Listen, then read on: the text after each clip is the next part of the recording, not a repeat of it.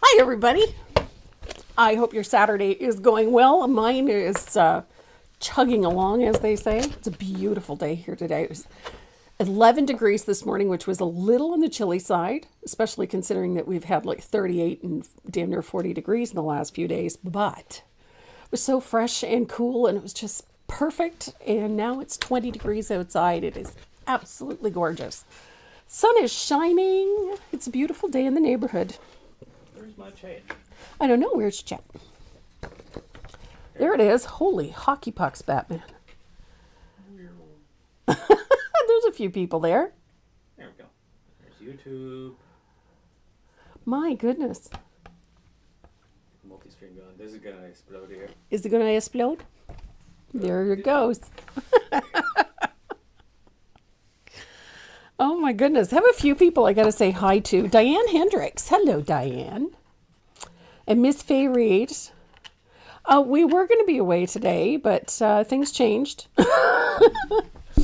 And Sharon Shad. Hello. And Sue Potts. How's my girl, Sue? Hope you're doing well.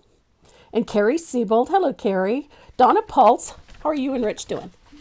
Hopefully things are a little cooler today for you too. And the lovely Kathy Pruitt. Hello, Kathy. Lisa Ashby. Good morning. And Kay Reynolds. Hi, Kay. Bobby Corey. Oh my goodness, everybody's here today. And Linda Salsini. Hello from Northern Michigan.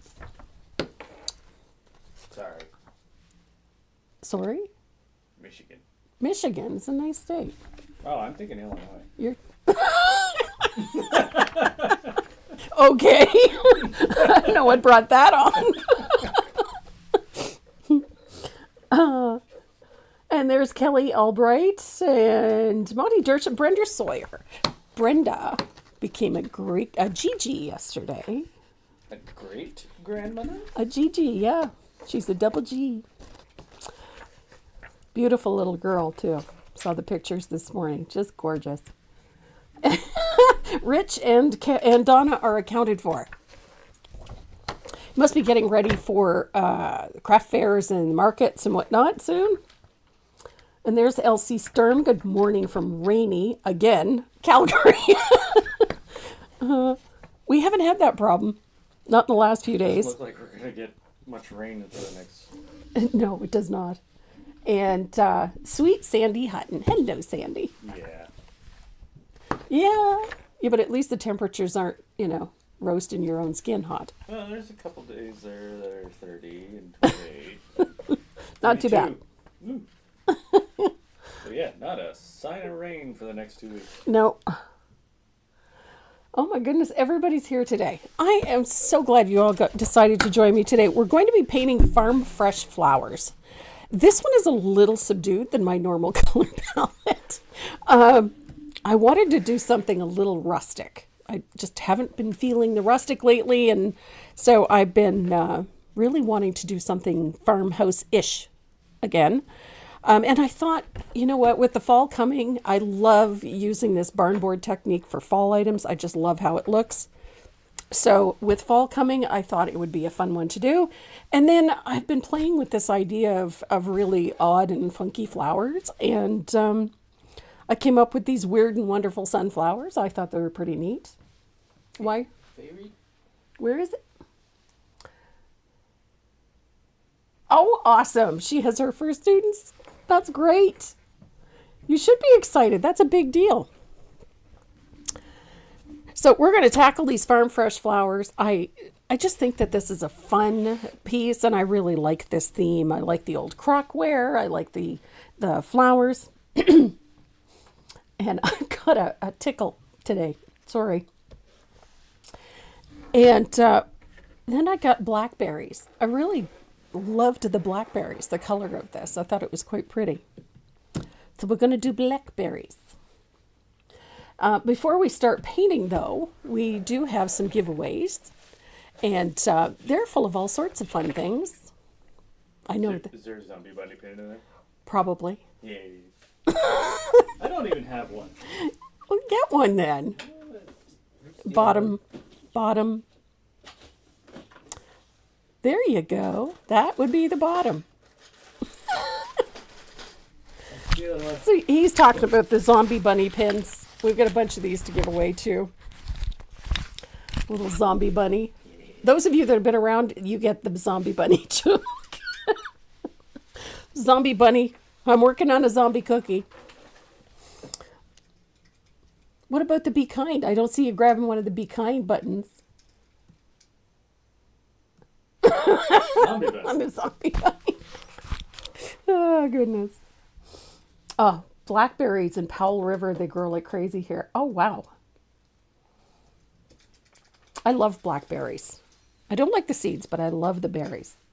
The zombie bunny is too funny. Where's my zombie bunny? Oh, we had to put her away, so she's in one of the drawers. Oh. But yeah, I had some fun and put together a zombie bunny pin. So we have a bunch of those to give away.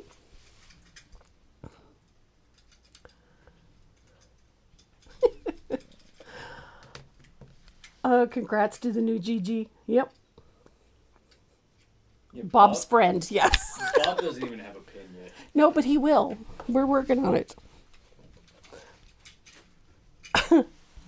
Okay. So we got right off the topic of those giveaways. There's zombie bunny pins in there. The giveaways for this week have brushes, they have pens, there's a bunch of goodies in there, stencils and a whole bunch of whatnot. And of course, we try to include either a I arted button or a Zombie bunny! zombie bunny. So you're going to get one of them.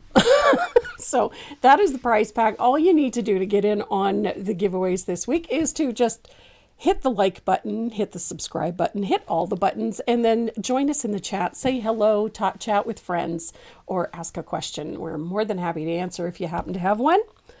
So if you guys are ready to get started on our farm fresh flowers, so am I. So this is Farm Fresh Flowers. This is a fun and easy one. I can't wait for zombie cookie. You know, zombie cookies, they rock. So Farm Fresh Flowers, this one is quite simple. I finally got to use this color. I love this color. This, what do they call this? This is something Merlot. Cherry Merlot. There we go.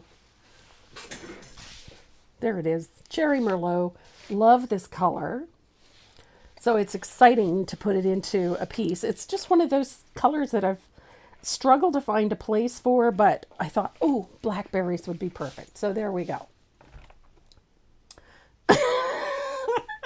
Judy, you know, one of these days we're just going to have to fix the wheel.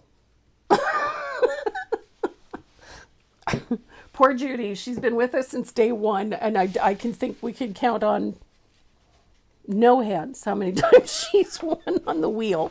But we'll make sure she gets taken care of at some point. Wouldn't it be funny if you won today? It'd be hilarious. So this is the piece we're working on. I love this barn board look. And you can do it in any color you like. That's half the fun of it. But we're just going to do a simple barn board on this piece. We have some simple lettering we're going to distress. And these funky sunflowers and funky daisies and the blackberries and the cute little crockery jug. I love these things.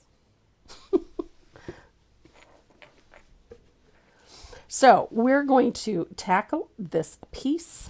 I love this. I just think it's a fun and easy one. But then again, I kind of have this whole modern contemporary farmhouse thing going in my house. So that kind of artwork appeals to me. But it's a fun piece to have around. The size of the surface I used for this one is an 8x10. The original one that I painted is on a wooden art panel, just a simple art panel. But today I'm going to be working on this. This is an 8x10 canvas, profile canvas. If you live near a Michael's store, and are looking for a variety of canvas, go and check them out this week. They have a buy one, get one deal on all of their Artist Loft canvas. So they have the back stapled canvas in both the profile, professional, and intermediate styles. So it's a perfect time to stock up on some. I do a couple of times a year so that I have lots of them. I usually buy the great big canvases and then forget that I have them. And then I end up with a stockpile. So on the background of this, they're hypnotic. Okay. On the background for this, we need 2 coats of lamp black. Now, one of the first things I did was I sprayed the back of my canvas with a little bit of water. Just a little back there. And then took my heat gun or hair dryer and I dried it. The reason I do this is that it tightens the canvas. And sometimes when they're sitting in storage, or if they're sitting in the store, they get a little loose or feel a little loose, like they sag in the center. If you take a little bit of water, spritz the back, I just used distilled water, spritz the back with a little bit of water and then dry it quickly. So if you've got a hair dryer, having it on a nice high heat will do wonders. And then when you dry it, you get a nice tight canvas. So we've got a nice finished piece here, and the first color we're going to work with is warm white. And the brush I'm going to use is my my fugly brush, my big 1-inch fugly brush. This is a Dynasty Encaustic.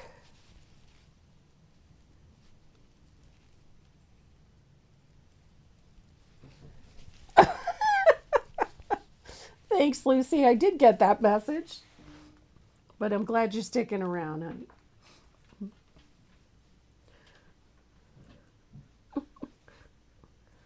So you're going to wet this, and you're going to thin out some of this warm white. We don't need a total ton of paint. So you're going to apply your paint like this. This is why you need a stiff brush or one with a coarser bristle, so that it creates some texture in your background. A little bit of water just to make the paint move. Now, from time to time, you're going to get a pretty solid line. That's okay too. But as the brush runs out of paint, you're going to see this sort of dry look, and this is what we're looking for.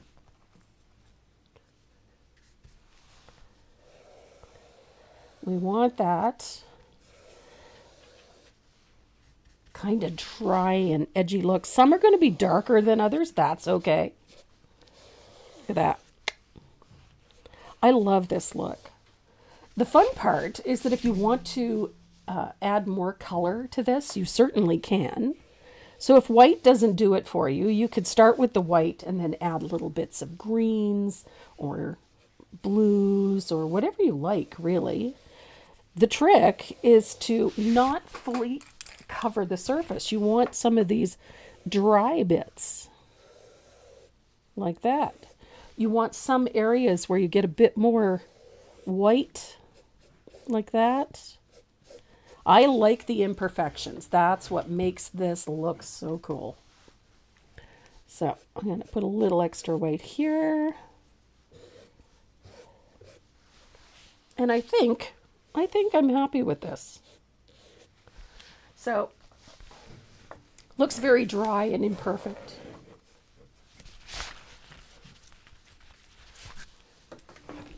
So I'm going to dry this really quick. I love this. I'm going to show you something fun.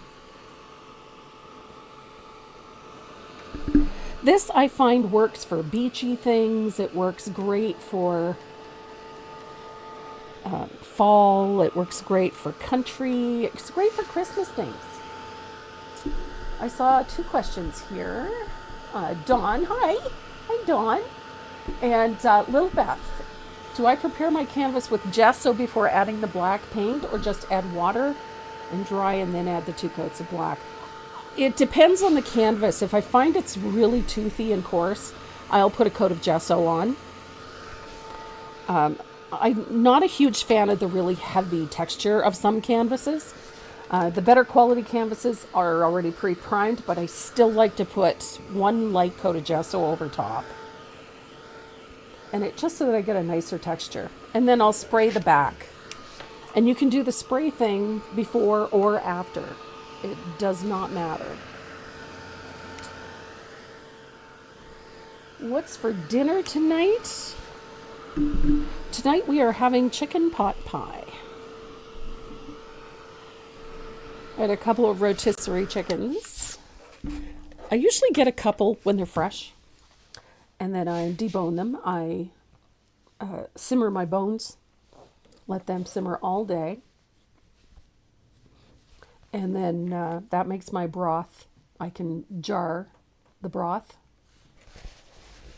And then I also use some to make the gravy for the chicken pot pie. So that's what's on the menu tonight. That and a garden fresh salad. I picked a bunch of lettuce yesterday and made a beautiful salad out of it.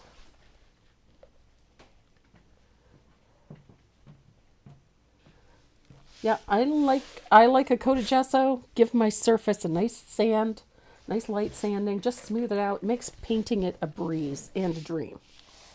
So I'm going to introduce something that perhaps is a little unorthodox. And I think everybody has one. This is a Sharpie.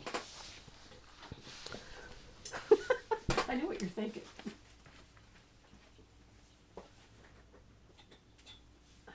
I need a Sharpie and a ruler. And I am a steel ruler girl. I like my steel ruler. Ooh, meatball subs, that sounds good. So we're going to put a series of boards. And I'm going to use my Sharpie, if I can get the lid off. I'm going to go about 2.5 inches down.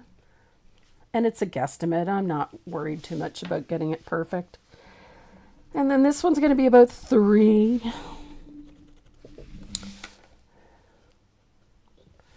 Like so. I'm just putting dots in. And then another 3. Like so. These do not have to be perfect. So I've got lines. Now I'm going to draw a line right across my canvas using my Sharpie. Like so.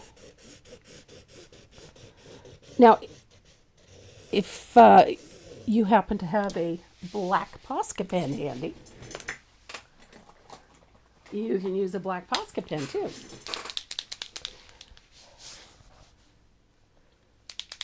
Do I have the recipe for my chicken pot pie on my website? No, it's not. I should put it there, shouldn't I? Overstuffed shrimp po' boys. Oh, goodness. So I'm going to use, there we go. I'm going to use my black Posca pen because my Sharpie's toast. So there's my black Posca pen. I'm going to draw a line across just like so.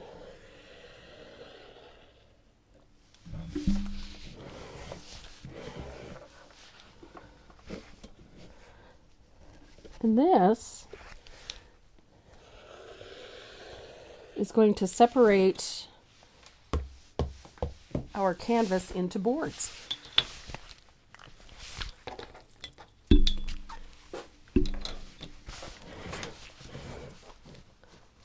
I like it. So now we have 1, 2, 3, 4 boards. This part's super easy. So I'm going to dry that just to make sure.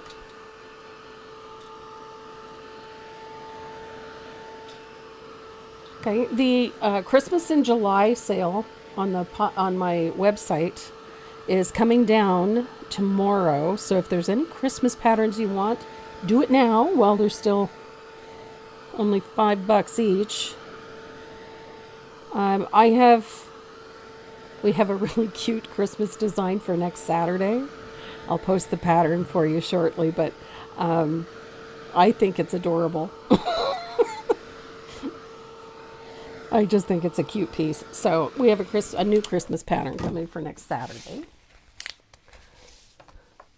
What size is my Posca pen? I have them in all sorts of sizes, but this one is a 1.3 millimeter. Right there. Yeah, where is autofocus when you really need it? But yeah, so this is what we're working on, is a 1.3 millimeter black Posca pen. I love my Posca pens. I also love my Sharpies. I was sitting working on this piece. This is the first thing I grabbed to do those lines. And then, of course, this one is all dried out, so now I have to use a Posca pen. Poor me. So I'm going to grab a 1/2 inch angled shader. Hi, Penny. Welcome.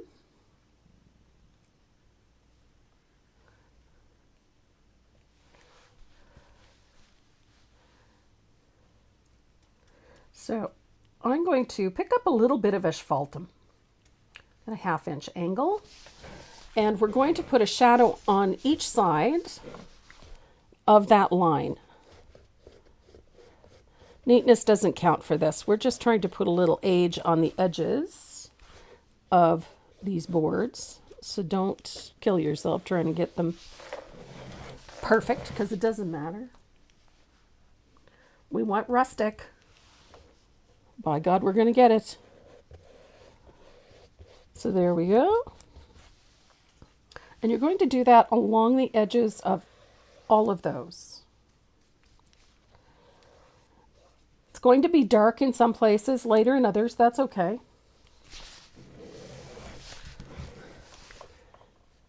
This is going to look like worn old barn board by the time we're done.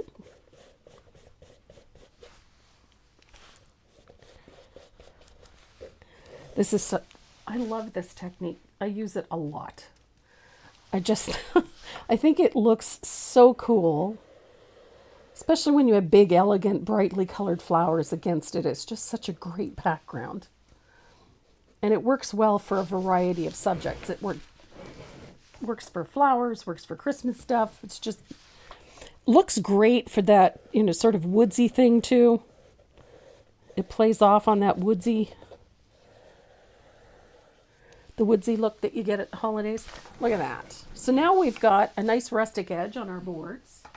I'm going to grab a larger angled shader.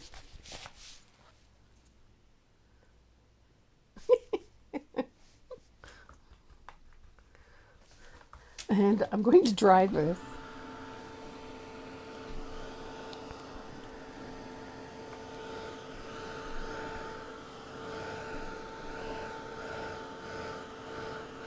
We're also going to have a new RAK pin coming up shortly that I think you guys are really going to love. I love it. I think it's so cute. We're sort of in keeping with kids going back to school this fall, so just keep your eyes peeled for that. That RAK, it'll be in the RAK page, but it'll also be on the website. So we're going to put a nice wide float of asphaltum around, all the way around our piece.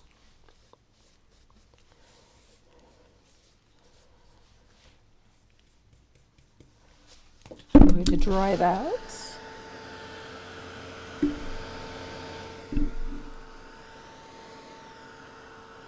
The nice thing about the wider float is that it creates a few different things, creates a few pitfalls and a little age, but we need to dry it before we do the sides because we'll end up taking more color off than we do put on. So here we go.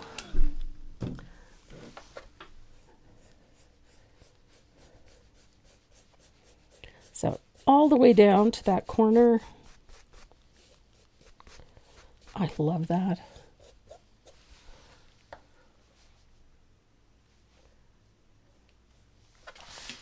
And then I'm going to do it on the other side as well. I like to make sure that the corners are a little darker, that we get a little bit of a, you know, where the color sort of bleeds in a little bit. I love that.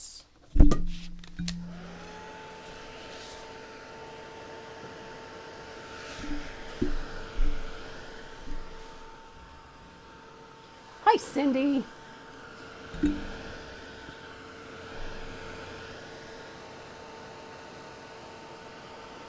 Yeah, so on the menu tonight, chicken pot pie, homemade biscuits.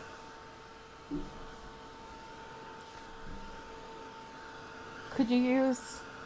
You can actually. Let me show you. Soft black is a great color for aging things like this. I use soft black quite a bit. Just let me show you. It actually works better if you use both of these colors in conjunction. I find primarily because the soft black has a fair amount of red in it. And I can't get it out of the bottle here. There we go. It has a fair amount of red in it. And so it has a tendency to look a little pinkish if you just use the red. I like to either use a little bit of the asphaltum, but I love a little of that soft black. Look at this. It'll give you a really nice depth, especially to corners, things like that. It'll make things look a little bit richer, a little darker. I recommend using a little asphaltum with it simply because it'll look a little pinkish because of that reddish undertone, especially over top of white. And so I like a little asphaltum with it. And you can do it in any order you like. So if you prefer, you can do the soft black first and then do the asphaltum, or you can do it the other way around. But there it is with just a little of the soft black around it. So it gives you a little more depth, a little darker tone. But that's about it. I just recommend using that little bit of asphaltum with it so that it kind of tones down that pinkish effect. That's just my personal take. So I'm going to dry this really well, and then we're going to put a very thin wash of asphaltum over the whole thing. And it is a thin wash. We're not using a ton of color. Look at how thin and watery it is. And that's just to tone it.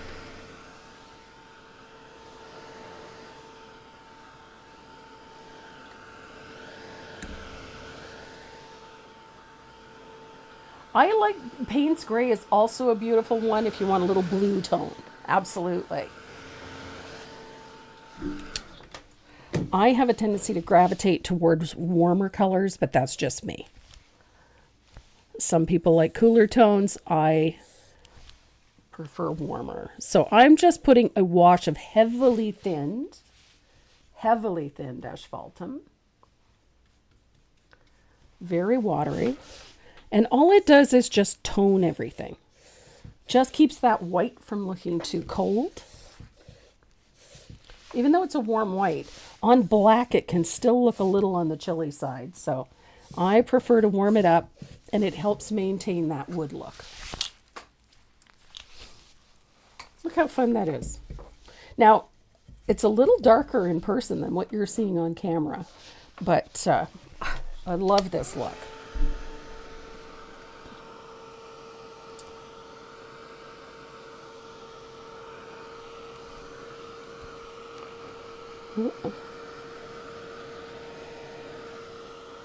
Yep, I love the aged look that soft black brings, and I use it quite frequently. So I'm going to dry that. And then in this particular case, we have a small problem. We have this. See this ragged edge along there? I prefer a nice clean edge myself. when I look at it, it's not all that appealing as far as I'm concerned. That's a me thing. So I'm going to use a little bit of lamp black. I loved it on Sunflower Country. I have another sunflower design coming up too because I can't help myself. I love sunflowers. So I have number 5 round. And I'm going to pick up a little bit of lamp black. I'm going to thin it out a little bit so that it comes off the brush nicely.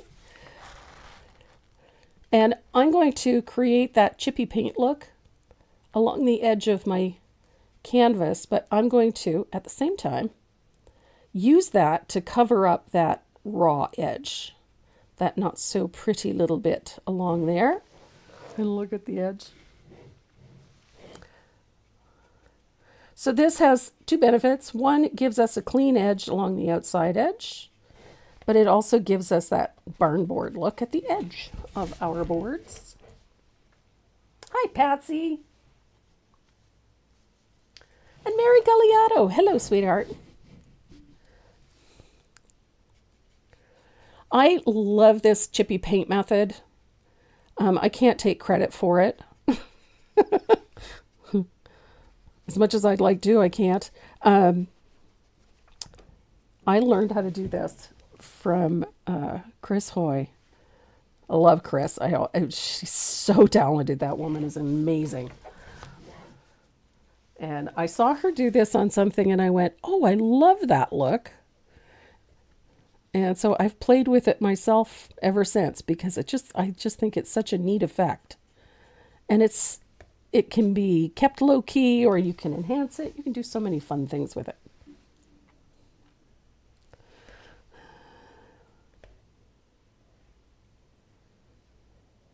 Here we are.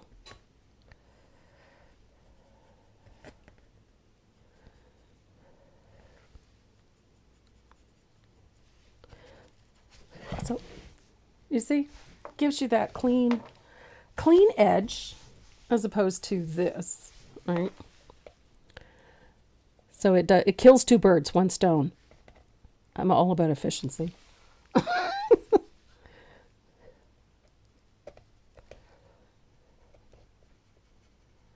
Chris Ahoy has some remarkable little tricks that she does for painting. And I think all of us, we developed them just because we've been doing this so long. But Chris has some really clever ones. And I really loved this look when I saw her do it the first time. And I went, oh, I love that.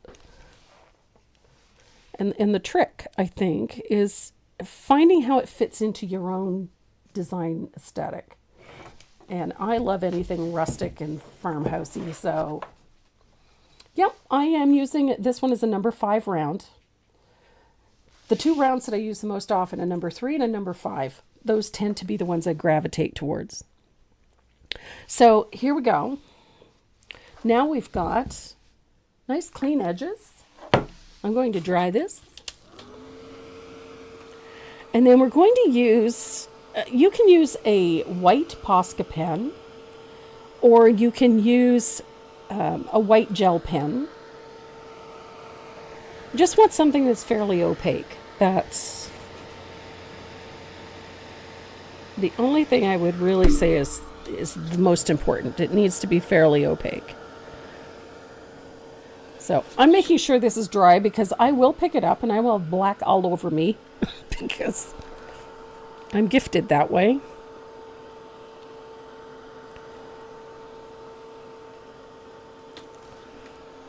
I just realized, look at all the maize love bites. I've got little maize love bites everywhere. Those little green marks that you see on camera. They were blue at one point.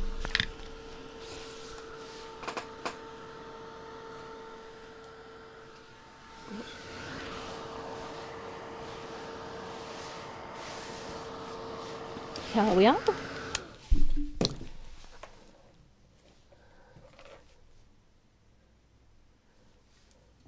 Oh my goodness, Carol, good luck. Carol's going to go babysit her 2-year-old granddaughter. 2-year-olds are so much fun. So I have here a 0.7 millimeter Posca pen. Janet, I am gifted. Yes, I can get paint in places you've no idea. I don't think I own a piece of clothing that doesn't have paint on it, and if it doesn't have paint on it, then I haven't worn it yet. So I've got, this is my 0.7 millimeter white Posca pen. You can use this, or you can use a white gel pen. I'm a fan of the white gel simply because it makes such a tiny fine line. And we're just going to carefully follow the edge. All the little wobbles, bobbles, the little hairs. Give yourself a little space. Like that. This just enhances that textured look that you get. I love this look. And it's fun and it's easy, and you can do this at any time. You don't have to do it right now. You can do it later. It doesn't have to be done immediately. It can be done at any time. And I like the nice fine line. So an ultra fine Posca pen or a white gel pen, either one will do the trick very nicely. See, I love that it just makes this texture stand out. At the same time, it gives you the ability to do this, to add a little highlight to where the boards break. So it's super simple.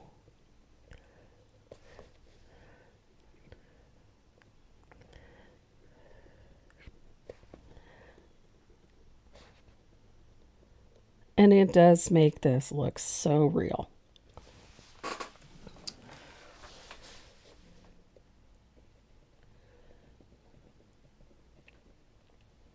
Easy peasy. Now, having said all of that, you can do a parchment look using a similar technique. And I love doing that too. And then instead of using white, I outline it with something a little bit darker, usually a darker brown or even a soft black. And it will give the parchment a really authentic look. So we'll have to do a piece with that parchment effect soon so that you guys can tackle that one. It's a lot of fun.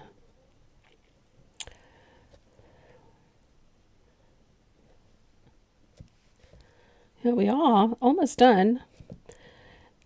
Now, we have boards. White spatter on my top. I have gone shopping and realized that I had wiped the paint like a hand across the front of me.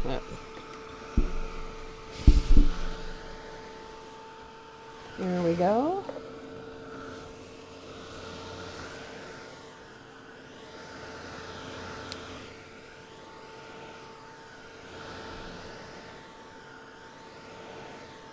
I love paint pens. I like the gel pens too.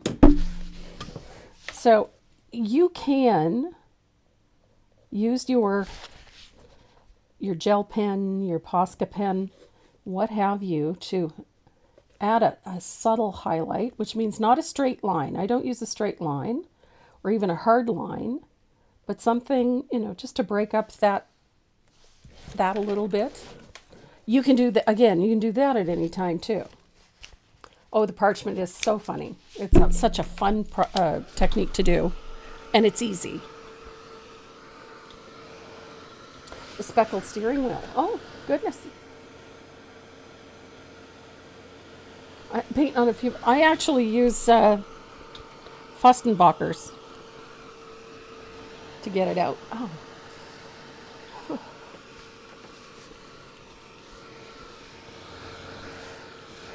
Motzenbachers. That's what it is, Motzenbachers.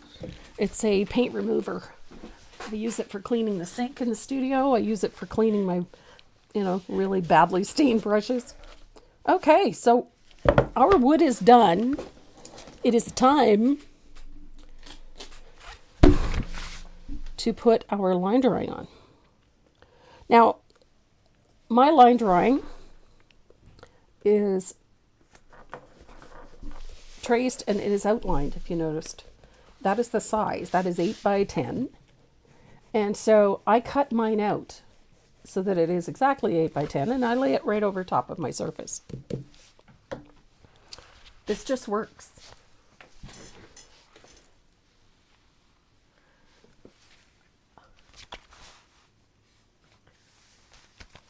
Trying to find my little board. I always have like a 4x4 board hanging around, and of course it's gone missing today. I see if I find one.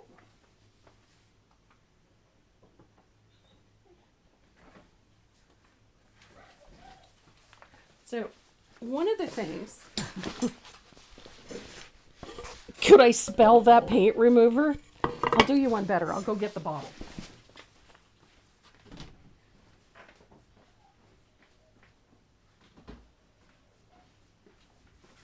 I wasn't about to spell it because I'll spell it wrong.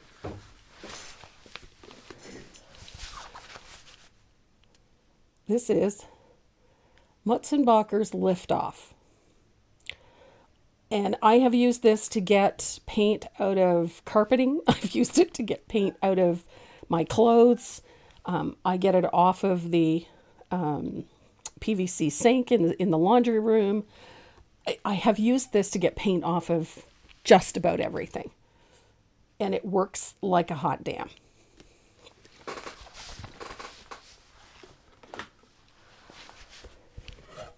So hit your local dollar store for one of these, a couple of these.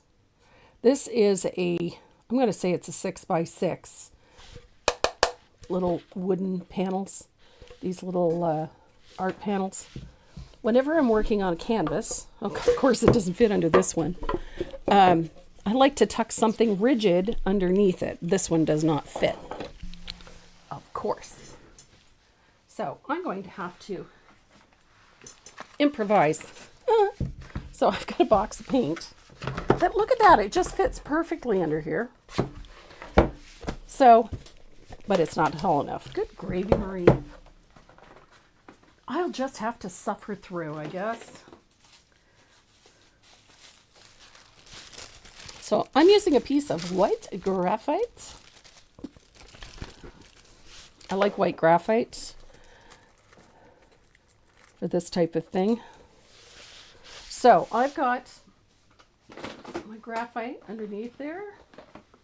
I prefer to have something a little rigid underneath my canvas. I might have to go pilfer a piece of 2x4 from my husband's workshop there. So I have my line drawing on. I'm going to tape my line drawing down. That way it never shifts.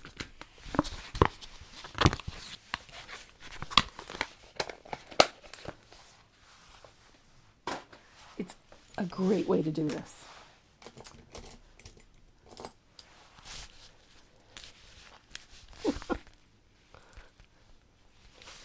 Trying to think what I can put under there. Maybe if I've got a small book or something. Or two. Oh, that might do it.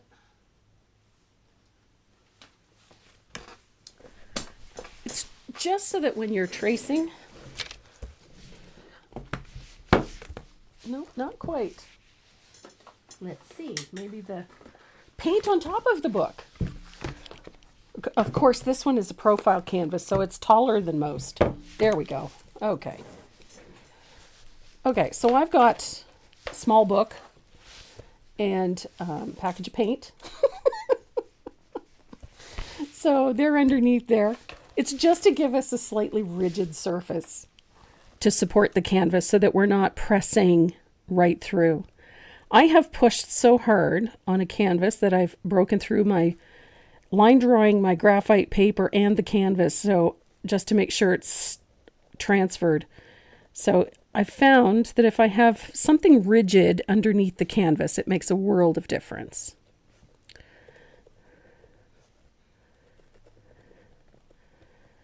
So take care when you're tracing your line drawing, your lettering in particular. Make sure that those lines are straight and level.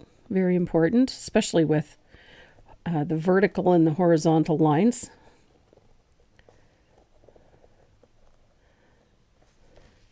Muy importante.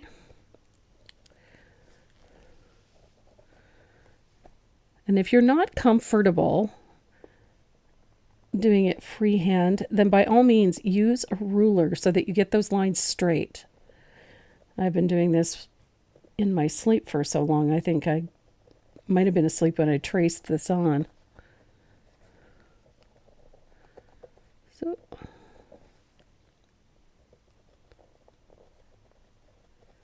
and take your time. There's not really a grand rush to get your tracing done. Impatience just makes things harder for you in the end.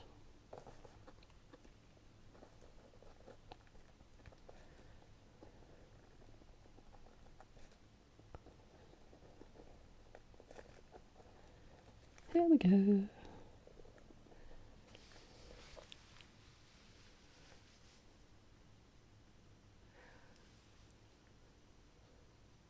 Yes, canvas boards work great if you're doing it on fabric.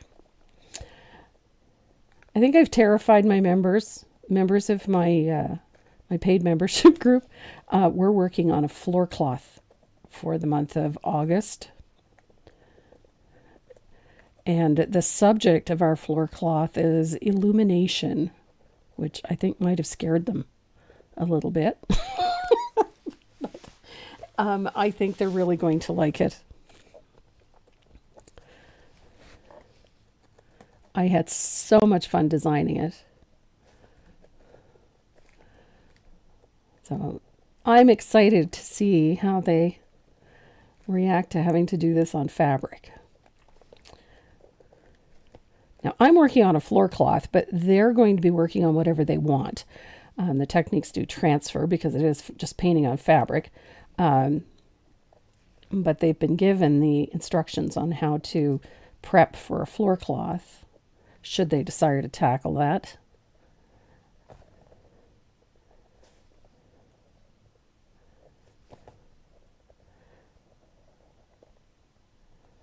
And then next Saturday's class, we're doing a fun little piece too, but it's not on fabric. Although I had people ask if I would do a fabric class, so we may in the future.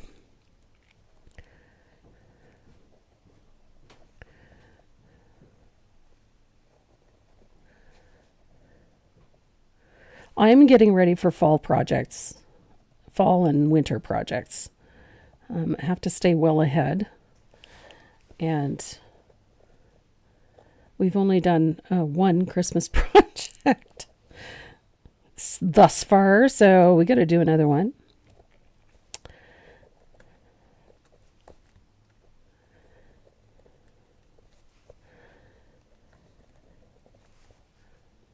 So I've got my lettering transferred on.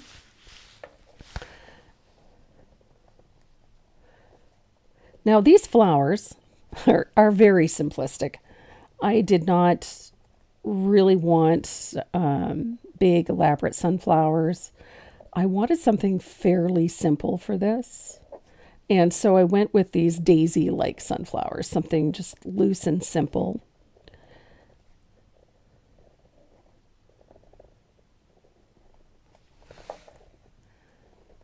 Easy peasy.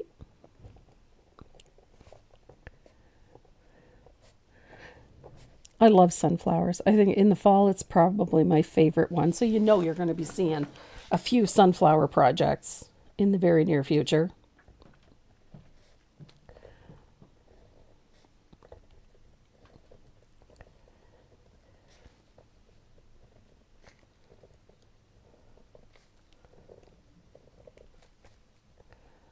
There we go. It would be a good idea if that's actually stayed like a circle.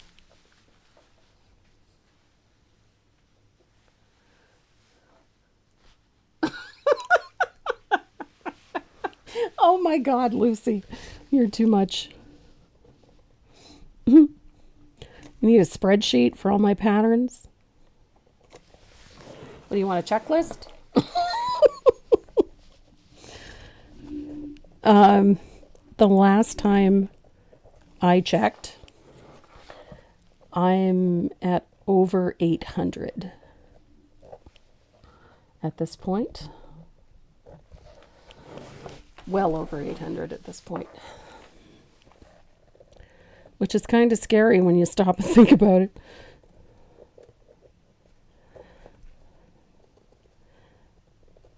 I average anywhere from 5 to 10, anywhere in between. I've done as many as 10 new projects every month.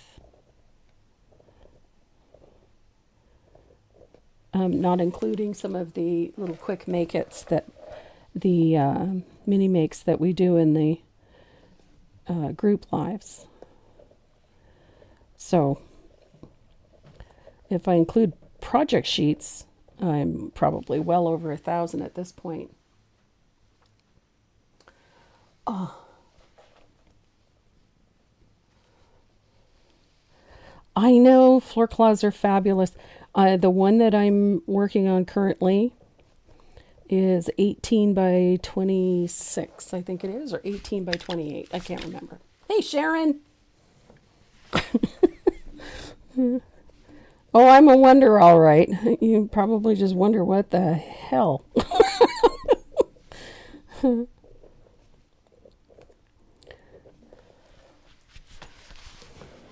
So almost there. This one actually doesn't take very long to trace out.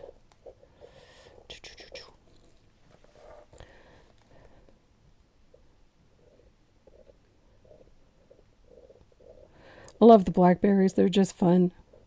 And I absolutely love that color, that cherry merlot.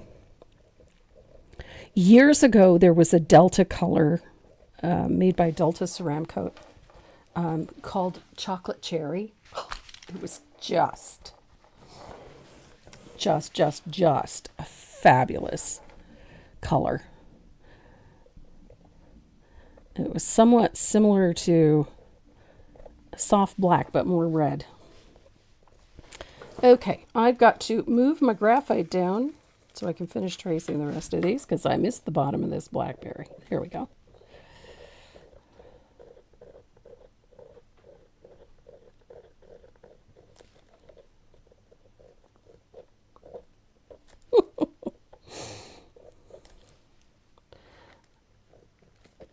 I think that one's done. Yep. Blackberries. I don't really worry too much about the details in a lot of these because we're going to be doing so many things first. Like, I don't worry about the tiny details.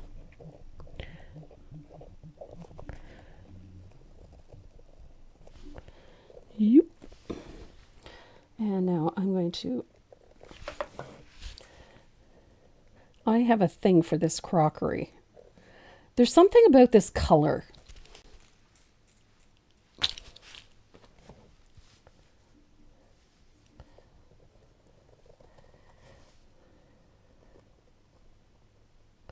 There is something about this color, the cobblestone, the color of crockery.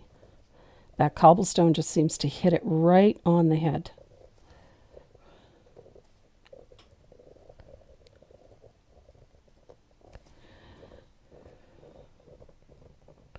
Needed to have a berry down here.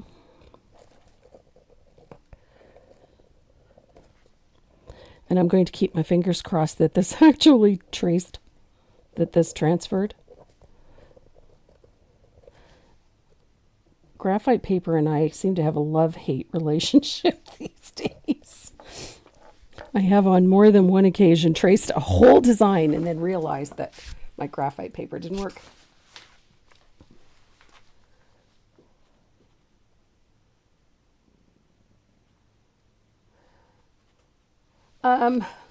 Yeah, I can probably download that, your purchase history, if you're looking for it. I don't know what's going on. They've been doing a lot of upgrades and things like that to the website, like the software that runs it. So I know some things have been kind of on and off again for the last little bit. However, I do have access to all of that. So if it's ever something that you need, I can try and see if I can get it for you. It just takes time, that's all. Okay, well, what do you know? It did work. Except I missed a few. Like I said, graphite paper and I are on a love-hate relationship these days.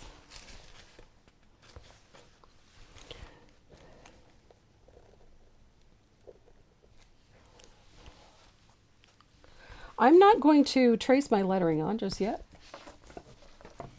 Hi, Linda Stevens Johnson.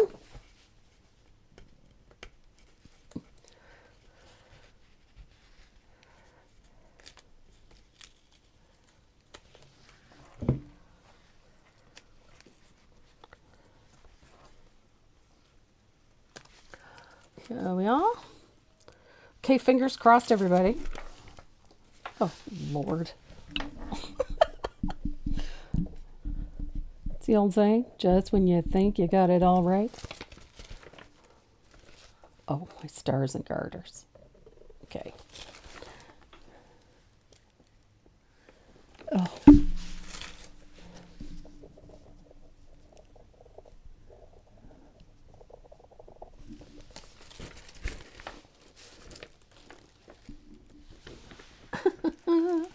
White on gray. Yes, fabulous idea, Trace. There we go. Okay. I'm just going to make sure the lettering all transferred. Of course, I missed a spot right there. Some days the elevator does not go to the top floor. Okay, I think I'm good.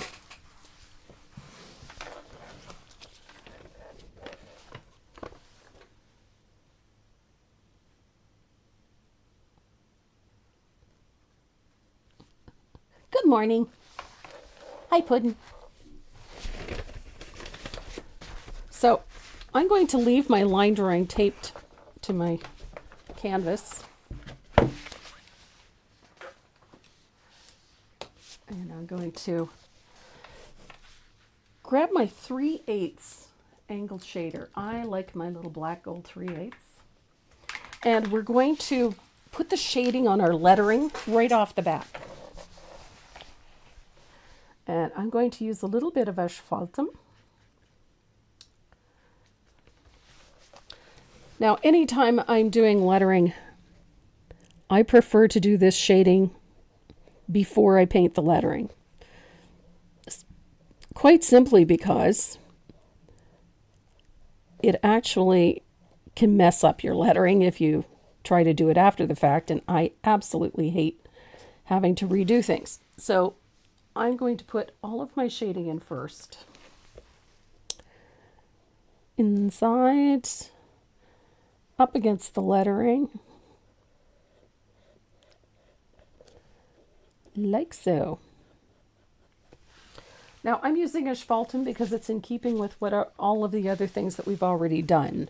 I always find that if you change colors, it's like changing a ship in the middle of the ocean. It's just, might seem like a good idea at the time, but it can be pretty rocky. So I just find that this method works exceptionally well, and you end up with better looking lettering because then you never have to worry about going back in and touching up and cleaning up, and it just gives you nice crisp, and it gives your lettering a nice little lift. So look at that. So it already is standing out. You can tell what word that is.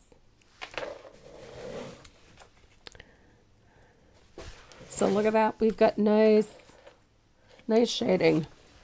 And I'm going to do the same thing to this one. make sure that each of those areas is shaded. Don't forget.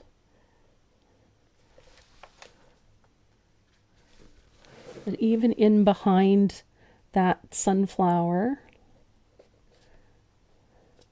those edges have to be shaded. It's just going to give you much better looking lettering in the end.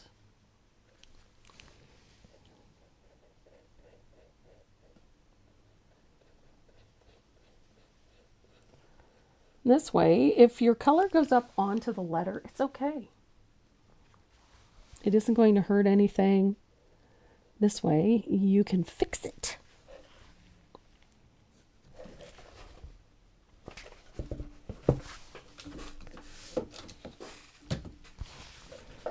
There we are.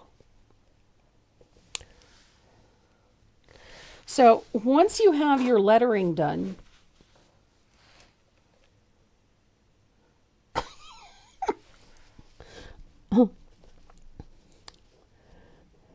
well, Kathy, I'm as capable of messing up the simple things as anybody is, believe you me. So I'm going to take a float of asphaltum all the way around my line drawing. Inside those little areas here, like that, all the way around. This is going to give your piece a nice little lift off the surface. It's going to make your life a little easier in the end.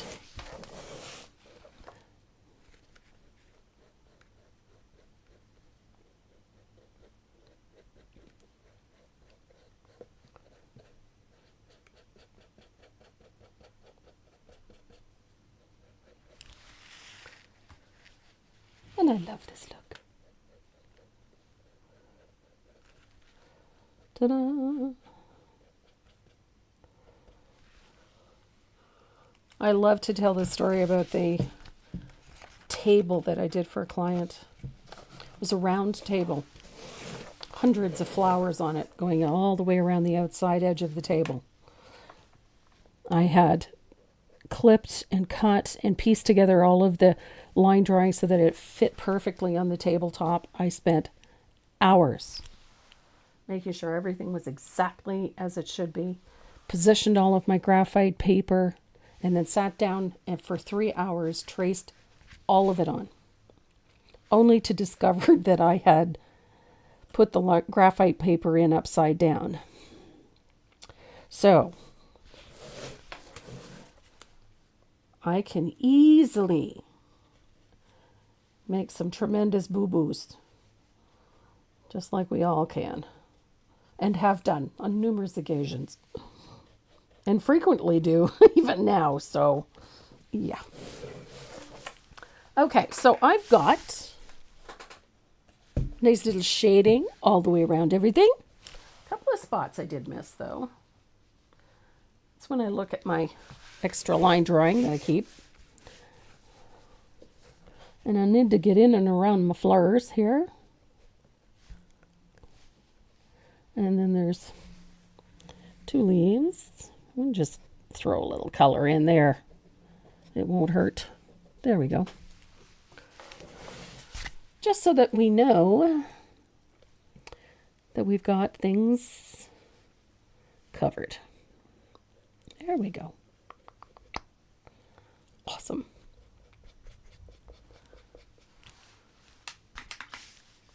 So I'm going to dry that, and then we're going to, oh Debbie, it is not fun.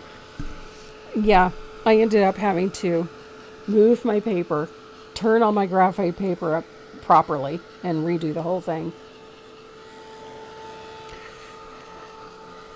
So yes, it was about 3 hours of just, oh yeah. That's my best, oops, I messed up story. So,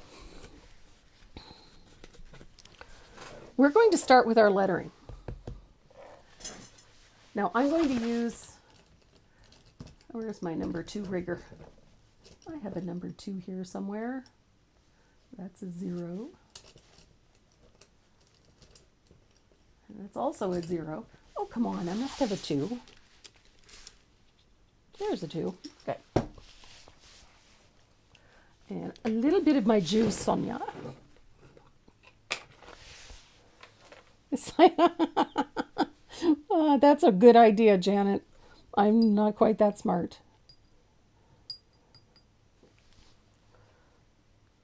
Yep, this side up, that would be a good idea. So I'm going to thin out a little bit of warm white. We want it not quite milky, a little thicker than milk.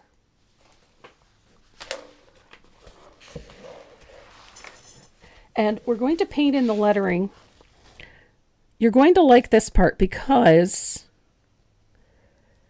we are not looking for perfect lettering. I don't care if it's fully opaque or not. Doesn't matter. It does not have to be perfect. It should be straight and level, but it doesn't have to be perfectly painted. The reason I say that is that we're going to distress the living daylights out of it anyway. But the lettering should look like it was worn. And in order to get that really authentic worn look, it needs to have the lettering painted nicely. So edges crisp and clean, but it doesn't matter if the paint is not fully opaque. Those things don't matter. So if it's a little brighter in some spots and thinner in others, that's okay. But it does need to be straight and level. The best finish you're going to get is the one you're working over. Best advice I can give you about painting anything. Yeah, I was off camera, I know.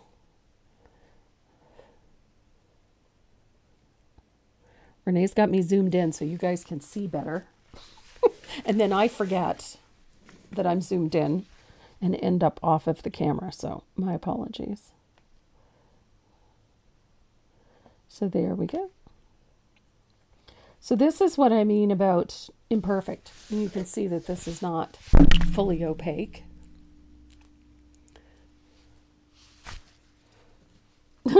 That's a pretty good reason, Janet. I think. So essentially, we're using heavily thinned white paint because if I used fully opaque white paint, I'd have to work too hard to get it to look as old as I'm going to get it. So I used thinned paint so I don't have to sand so hard to get through it. And using that heavily thinned paint also gives me, almost an immediate look of worn anyways. So it makes it easier to get to where I want to be. Kind of wishy-washy, not so perfect. Oops. Definitely not so perfect. And I love the fact that the lettering, because we did all the shading first, we get a really nice crisp look from it. So even though you can hardly see the shadows anymore, yes, it is warm white. I almost always use warm white. I rarely use titanium white. I use it as a highlight color. That's it. And usually to highlight a white. I don't use warm white or titanium very often. Titanium white to me is a very cold color. I'm not keen on cold colors. So I tend to gravitate towards warmer values. So warm white being my favorite. That doesn't mean I gravitate towards whites with a high yellow content, because I don't. I find they look dirty. So, which is another reason you don't see me use buttermilk very often. I use light buttermilk, but I find certain yellow-based whites, like buttermilk, tends to look a little grubby to me. And especially when you're painting certain things. It depends on how it's used. But it is one of those colors that I rarely use.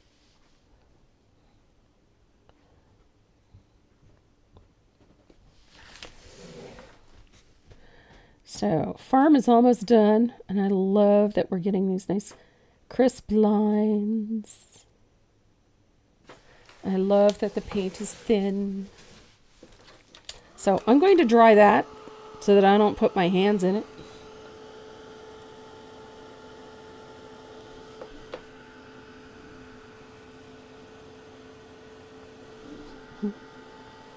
This is a simple font. Every computer comes with it. It's a Bodoni old style.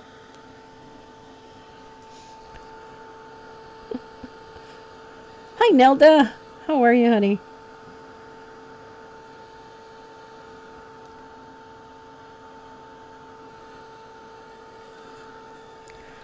So it's almost dry.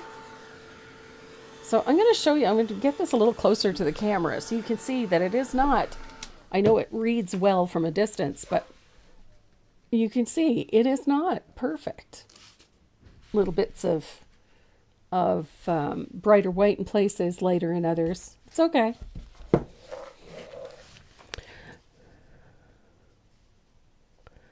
So here we go.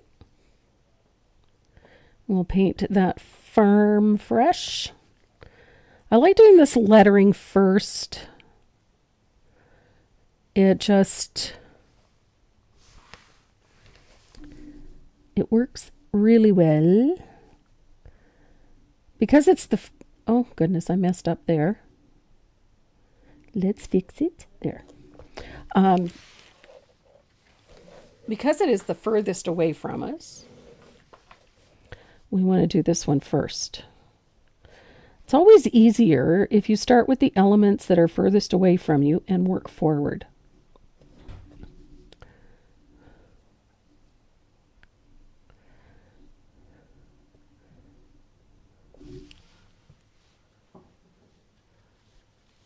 Always easier to maintain perspective on something if you start, oops daisy. Okay, that one's going to be a little thicker than it should be.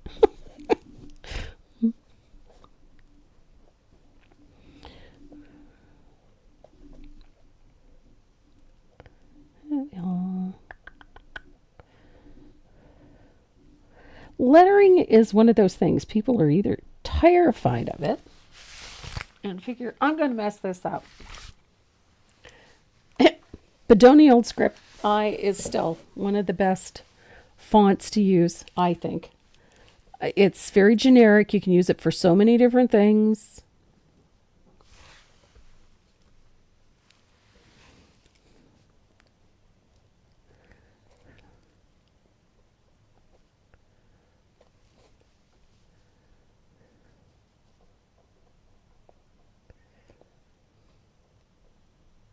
There we go.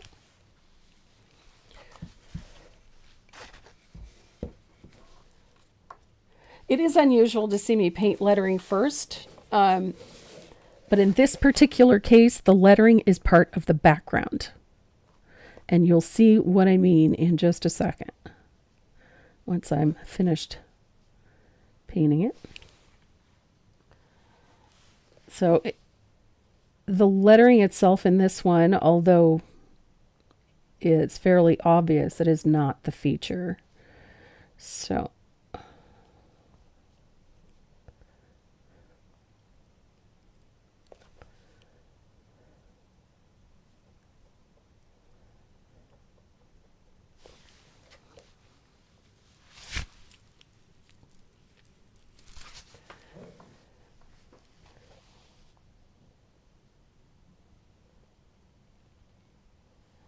I love it.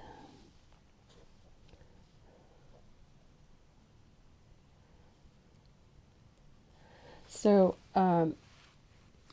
my membership group and I are discussing illumination. That was the subject of one of our live chats the other night, our Tuesday night lives.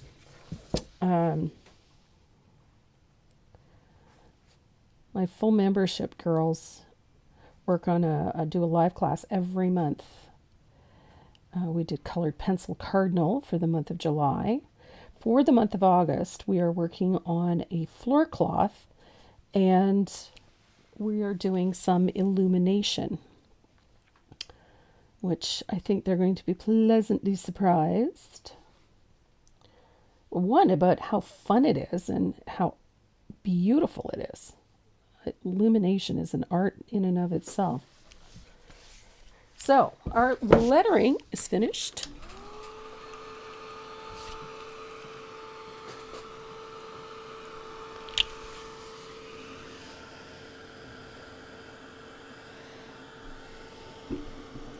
This font is called Bodoni Old Style, and you can find it on almost any computer. It beats the heck out of using Times New Roman. There's something very clean. It has a very clean aesthetic. I love the look of it, and it works very well for so many things.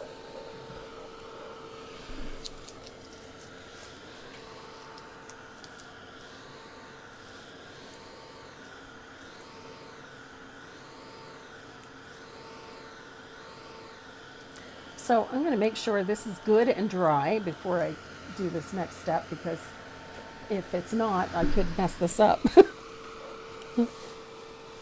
Hi, Tina.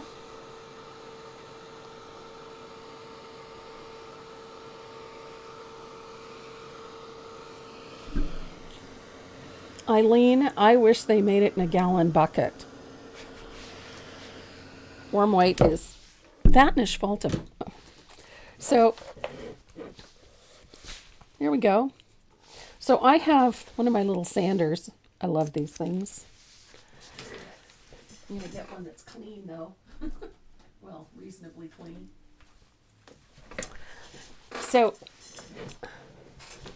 can I explain what illumination is?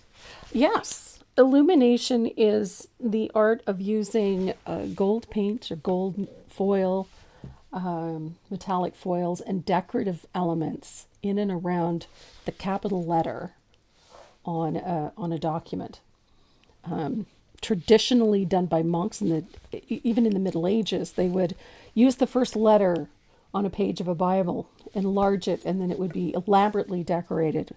And that's illumination. So you would see some really beautiful examples of it. So I'm going to use my little sander. I'm using the ultra fine side. And I'm going to just lightly distress the lettering. And all that means is that I'm lightly sanding through. I want this lettering to look a little worn. So if it wears right through, I'm okay with that. If it exposes some of the wood underneath it, I'm okay with that too. I like this heavily distressed look. There we go. So I've worn it through in a few places. And then we're going to take a little bit of Bahama Blue. I know y'all think I'm nuts, but that's okay. A little bit of Bahama Blue on my palette, just a tiny bit. We don't need a lot. And I'm going to use a 1/2 inch angled shader for this. I'm going to pick up a little bit of Bahama Blue. Oh, no, I'm going to switch to my 5/8, my 3/8. No, Elsie, it won't be up till Monday. I'm still tweaking it. So we're going to put a float of Bahama Blue on the bottom of each letter. It is not it's a very watery float, okay?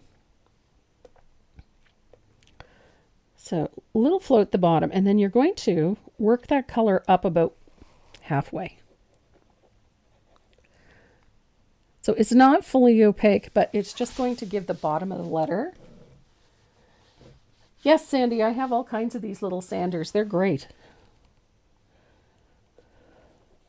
And we have them in different sizes. They come in a package. So we have 2 like this, and then you get 2 of the smaller ones. They're excellent for doing ornaments and things like that. Little small spaces. They're fabulous. So a little bit of Bahama Blue at the bottom of each letter. And then you're just going to use it as a sloppy blend, more or less, to bring it halfway up. So, just like that. Neatness doesn't count. Just like so. I love Bahama Blue. And I love it on lettering like this.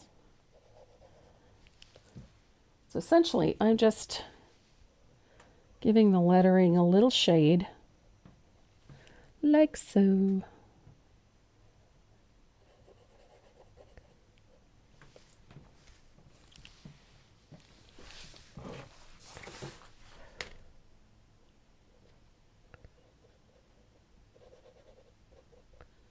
There we are.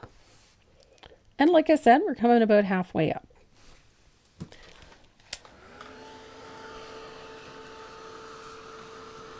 There we go.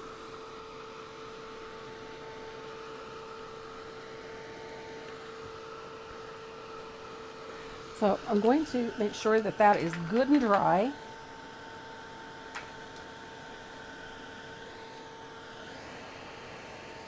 And then we're going to float over that with some heavily thinned asphaltum. And all the asphaltum is going to do is push the flowers forward.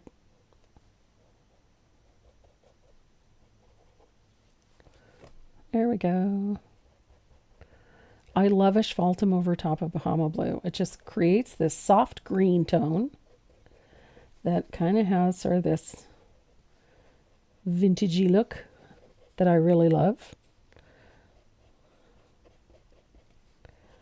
A little bit of asphaltum. Got a little spot there.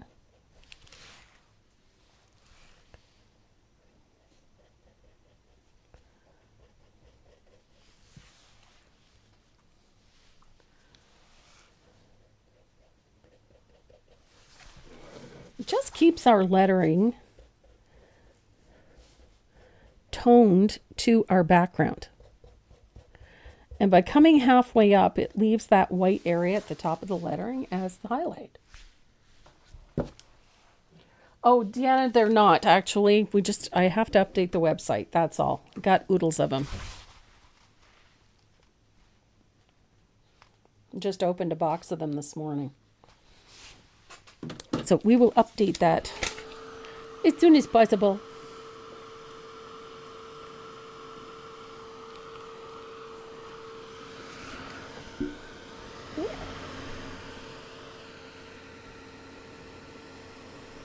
So, quick little tip. So this makes the lettering look as if it all belongs to the wood. It's not just hovering, floating over top of the surface. It's just part of that wood back there, which kind of lends it a nice look. But let me show you something really easy to do. If at any time you find your lettering just isn't looking crisp enough, take a very fine black pen and put a fine line right against the shadow. Remember that shadow that we put in? If you put a little thin black line right along the edge of that shadow, it gives that a crisper look. So if at any time you feel it's just looking a little meh, washed out, or a little imprecise, or a little rough, put that little line in. It'll just instantly give the lettering a nice, clean edge. The surface that I'm working on, this is an 8x10 gallery wrapped profile canvas.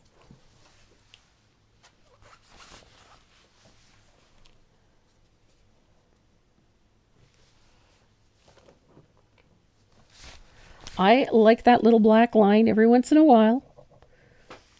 Things just not looking as sharp as I would like them to look. That little black line will snap everything back.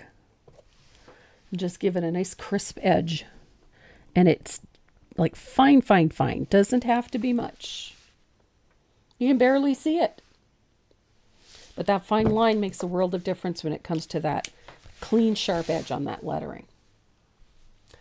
And the pen is one of my favorites, the black gel pen. And it's a 0.38. Nice and fine.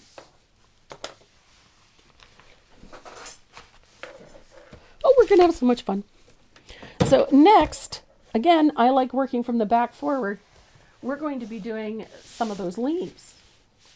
And one of the things I'm going to do is give myself a clean palette because this one's a train wreck. So, a little bit of lush green. You can use that new avocado toast. I love that color. That it's just such a great green. So avocado toast, I'm going to grab a small round. I've got a little fugly brush here, a little fugly round that I just love. It's not a pretty brush, but I just love it. This is one of the Deckwort. It's a 3/0 round. It's not a very pretty round, but it's great. So I'm going to just quickly throw a little bit of lush green on these leaves.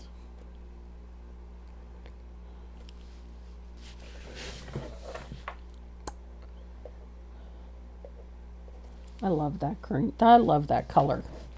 Lush green. Just such a great, great color.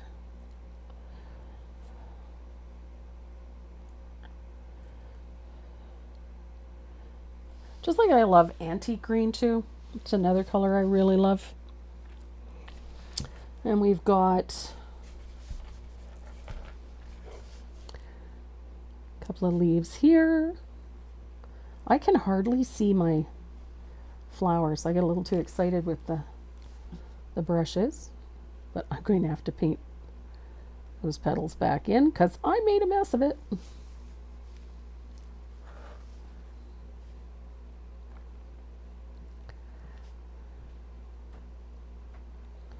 There we go.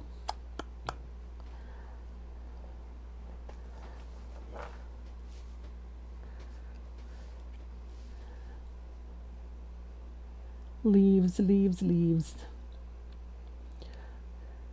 I have a tendency to put a lot of leaves in things when I'm designing. When I should probably just, dial it back a little, but I like leaves. I think it's because I like green. And then we've got, we have 2 leaves tucked in here. There we go. One there, and then there's one there. Et voila. And we have a little leaf down here. Choop, choop, choop. And 2 under here. And that's about all I'm going to do for the leaves as far as base coating goes. I rarely put more than 1 coat on anything anyway. There are exceptions, of course, but usually I'm a 1 coat simply because I usually have so many other colors going on top of things that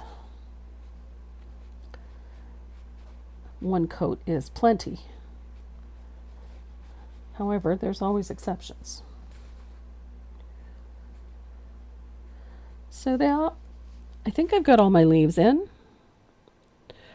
And as you can see, I am not really fastidious about my base coating when it comes to leaves because they don't need to be. So we have leaves. The leaves are lush green.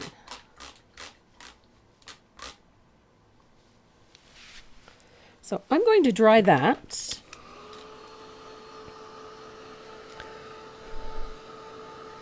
And I'm a little obsessed with neons of late. I'm not sure why, but I am.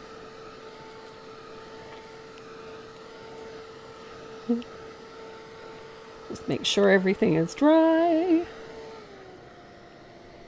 This thing is going to quit on me one of these days. It has seen an awful lot of use. So 3/8 angled shader, and I have 2 colors on my palette. I'm going to use a little bit of black green.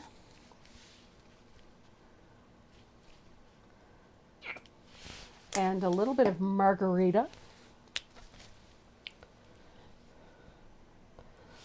And then because I'm obsessed, Oh, come on. I'm going to little squirt thingy on my bottle is clogged. And because I'm obsessed, I'm going to use a little bit of this neon green.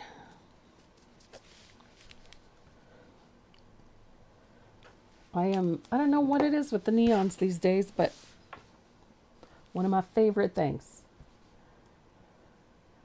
So I'm going to show you how to paint a serrated edge on these leaves. But first, we're going to do some shading. So I'm going to come up underneath the petals with a float of black green. Again, neatness doesn't really count for this. Just want to get some of that darker color up under there. Nice soft float. Make sure you use the whole chisel edge of the brush when you're doing this so that you get color on the surface. If you're only using the point of the brush, you're not getting anything accomplished. So there. This first float's going to look pretty sloppy.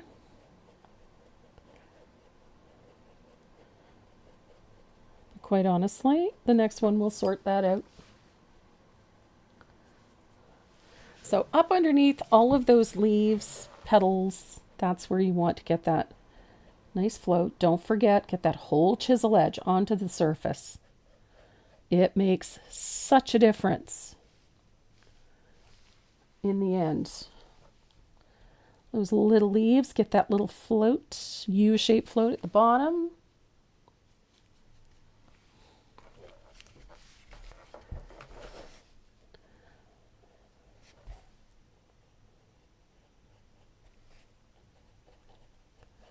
There we go. And again, by doing the leaves first,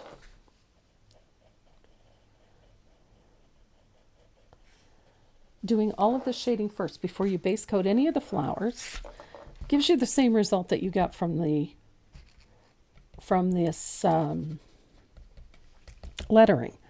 By doing all of that shading first, anything you do after is going to cover up any little wobbles or bobbles. So it gives you a chance to fix things. All my floats look softy.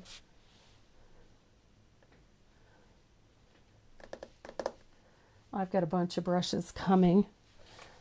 I am in desperate need of some new angles. Mine are wearing out. Angles and riggers. My poor riggers are a mess. So I've got to get some new ones. But my angles are just tragic.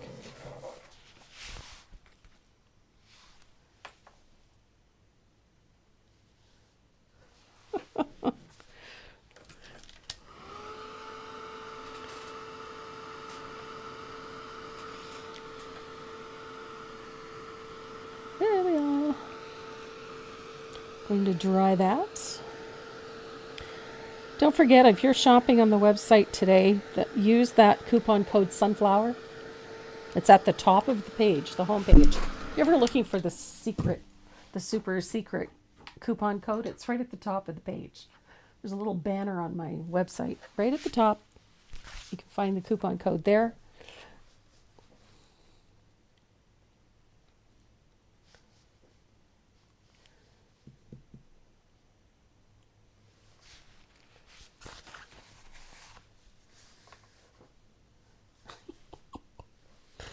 Okay, so now we're going to add a float down the center vein of these leaves. And again, don't forget to get that whole chisel edge on the surface.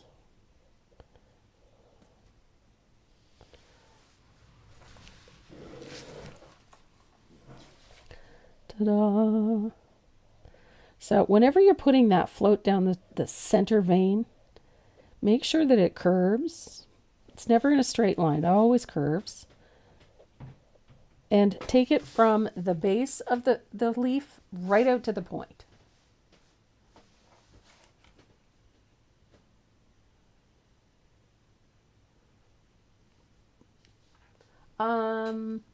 They may not be called neons anymore. Look for black light. They might be there. There we go.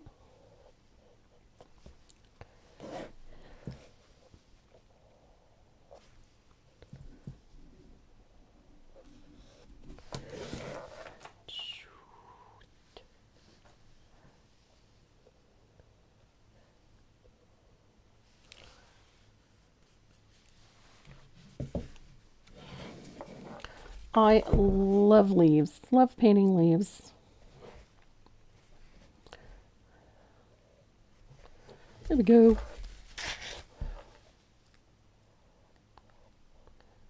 There we go. So I think I got them all. Nope, I didn't.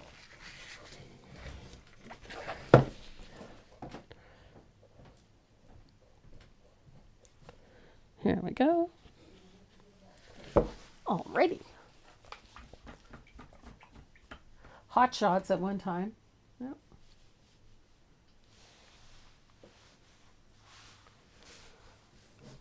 Yes, they were.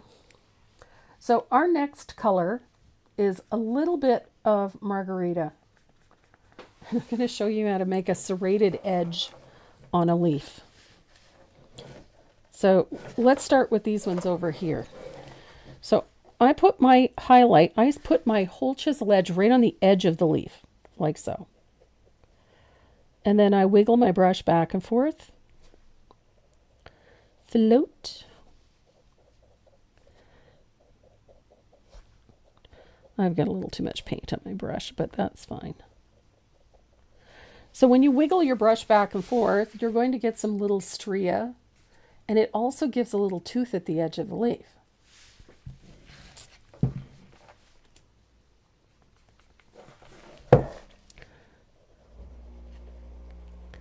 Wiggle, wiggle. Ta-da! Now that's a little bit bright. I love margarita for that. It's a very bright color. But I love it.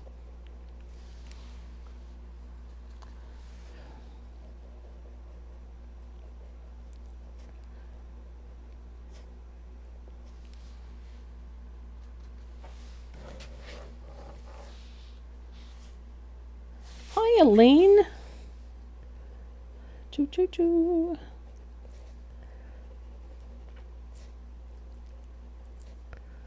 Here we are.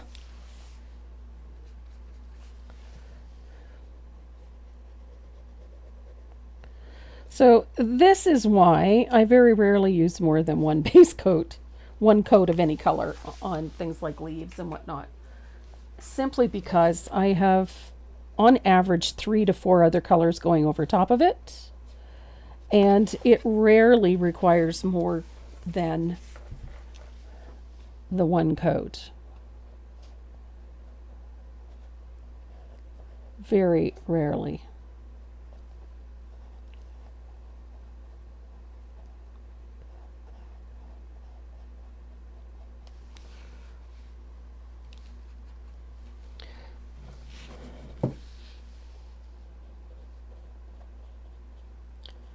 So there we go. I love it. I like a little bit of texture at the edges of things. That's why that little sort of tap and pull thing works so well. It just helps give the leaf a little texture. And this one did not work very well.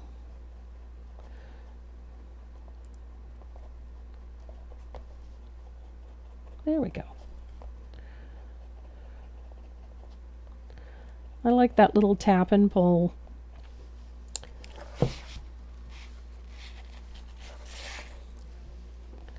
It does give the leaves a bit more texture. And I do love that serrated edge at the edge of the leaves. Works particularly well if you're painting roses. You want that nice serrated edge. There we go. I'm going to rinse my brush. Now the little small leaves that we have there, these ones here, I usually just little float out at the tip. That's about it. Just enough to highlight the tip of the leaf.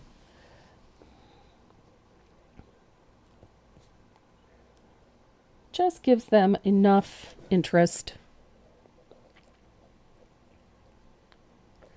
Like so. Now, Terry, thank you. This is, I'm a big fan of simplicity when it comes to design. So a lot of the things that I create have a tendency to be very simple because I like that look. And I'd rather spend time painting some really pretty flowers than worrying about, a million other things. So I like fun and interesting backgrounds. I think that even the simplest design looks fabulous on a good background. So we've got leaves. Now, if you're not a fan of neons, you can stop there. You don't have to do anything more. And in which case, what I would do is just take a little of that black green and just deepen some of those center veins a little. That's about the only thing I would do if I decided that I didn't want to do any more with other greens. I just deepen my center veins. However, let's show you the difference. I'm going to take a little bit of that neon green and I'm going to do this leaf here. And I'm just going little float over top of everything.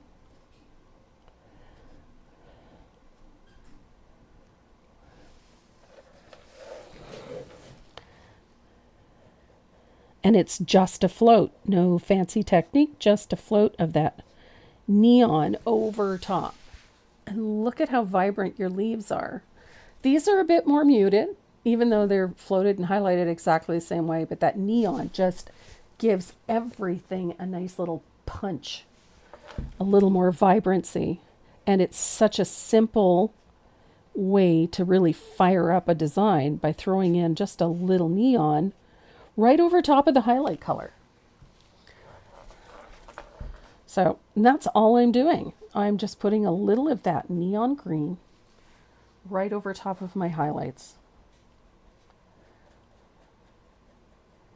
Doesn't even have to be neat and tidy. I just love the look of it. It just gives the leaves a whole bunch of energy and vibrancy with very little effort. And again, if you want to sharpen up the leaves, give them lots of depth and interest, all you have to do after this is just shade them, deepen that center vein with a little bit of that black green. I love how these leaves just pop. I love neons for this. Anytime you're working with color, if you need a little more energy or a little more zing or a little more visual impact, try popping a little neon over top of your highlight color. So say your highlight color is an orangey tone, throw a little of torrid orange over it. If it's a yellow, use a little bit of that sizzling yellow or whatever it is, scorching yellow. What is the yellow? I think it's scorching yellow, and then there's sizzling red. But look at that. Just gives you like nice, vibrant, brilliant colored leaves. And then if we come back in and deepen that center vein, look what happens to those leaves. Nice vibrancy, nice sharp lines. It subdues what needs to be subdued, sharpens up that highlight line. Look at that. Just makes them look so brilliant. So, so pretty. So I'm going to dry this real quick. And we're going to start working on our flowers. I love this.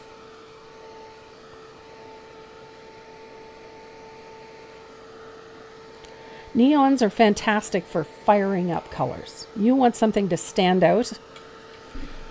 And the biggest reason I chose them was that we're working on a gray background, a little muted.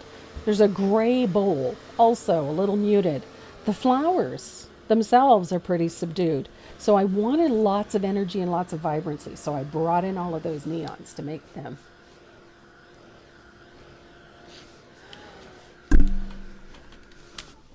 Make them pop.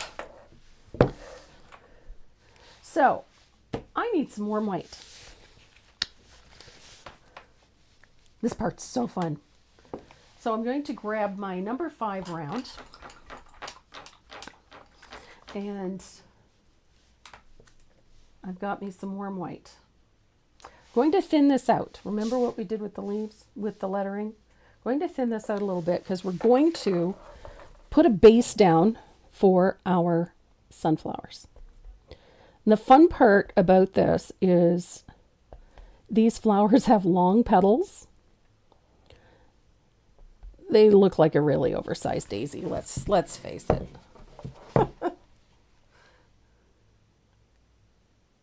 I don't use the red over top of oranges because I find it tends to turn them more red. So I use the torrid orange over top of them, and that works really nicely. I keep the reds for reds. So if you really want to pop a red, like country red or something like that, just throw a little of that neon red, that sizzling red there. Put a coat of that over top. It just lights them up. Okay. So I'm just using very simple strokes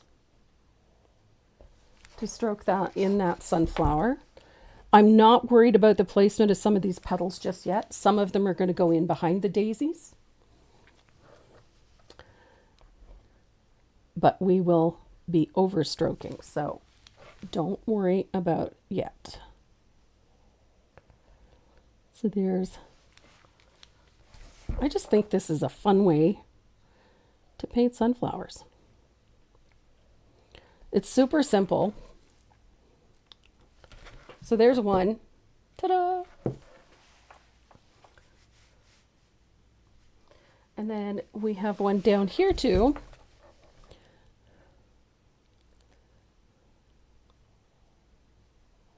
And some of the petals actually overlap this one, but I'm going to kind of leave this one tucked under because I really like that tucked under.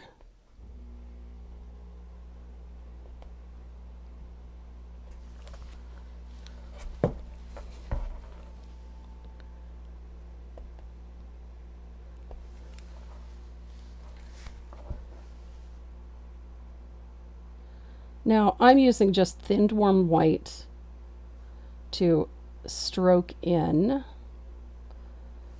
those petals. Fiery red is gorgeous over country red.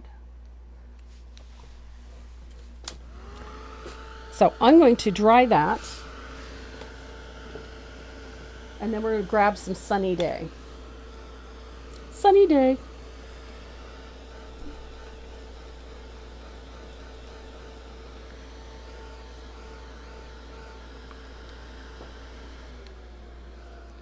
I want to make sure these are dry. Sunny Day is such a gorgeous yellow. I wanted a brighter yellow, but I didn't want to, anything too screaming hot.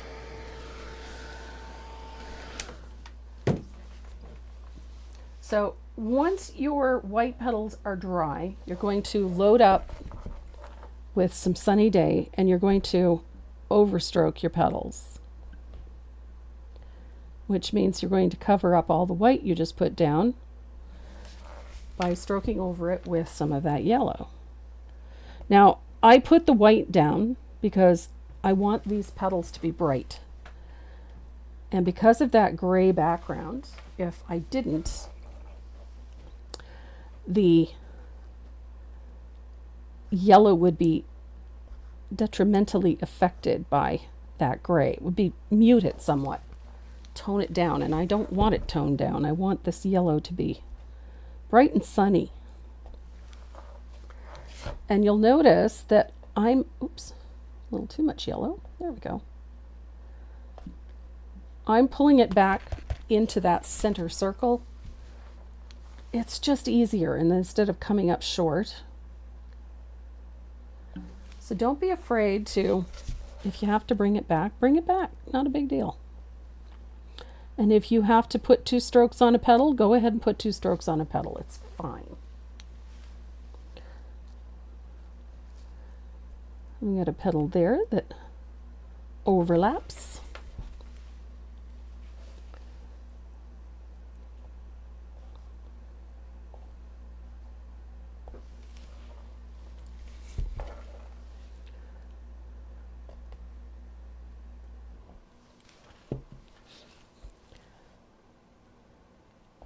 Okay, what the heck happened to my round brush?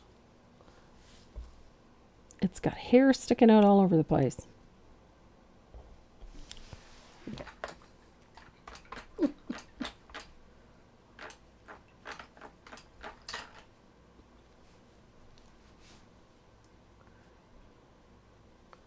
I must have hit my brush on something in the bottom of my water basin.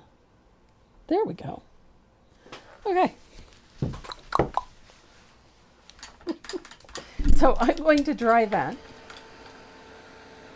Now, if you're overstroking this and you have a little white showing at the edges, don't worry about it. If you missed it completely, I'd worry, but if you get a little sliver of it showing, it's fine. It's just going to make your flowers look a little lighter.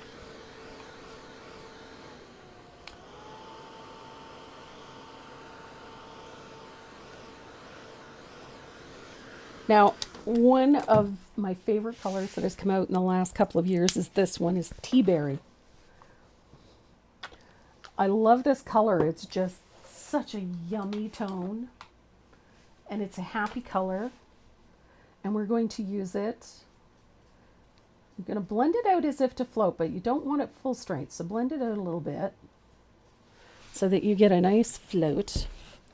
And then you're going to put a nice little float at the base of your petals, like so. It's a nice little U-shaped float.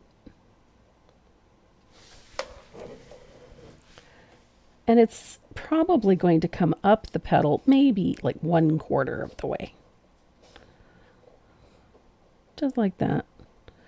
If it fizzles out a little bit, just pick up a little more color. And remember, we're going to be putting a center in this, so don't panic if it's looks like it's kind of sloppy at the bottom there. It's fine.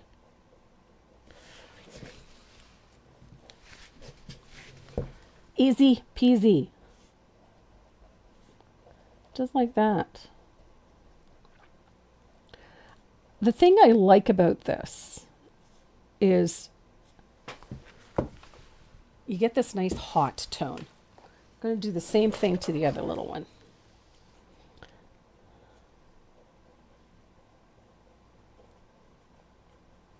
And I like that the color sort of creeps up a little bit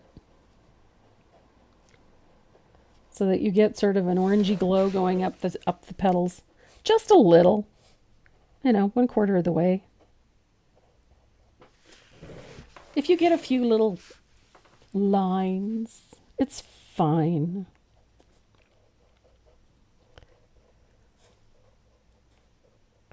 There we go. Nice, huh?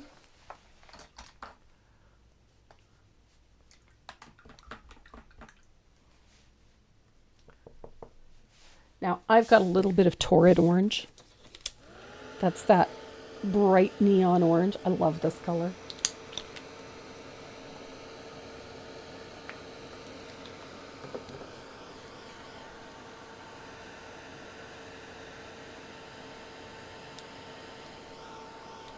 Now we're going to use that neon orange, and I'm going to go over top of that tea berry, and you're going to walk it up the petal about the halfway mark. And I love the orange on the yellow. It just does marvelous things.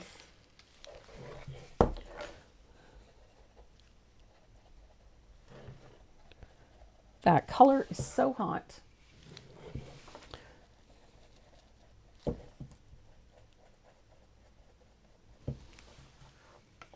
I just love the glow that this gives. And it looks very sloppy while you're doing this. But I'm going to show you a secret.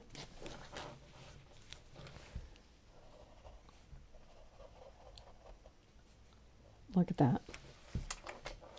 I love the heat. Love the heat in my colors, not in the weather. I don't like the heat in the weather. Just love that punch of warmth. Whoops. Oops, my brush has got way too much paint in it. Here we go. There we are. Okay.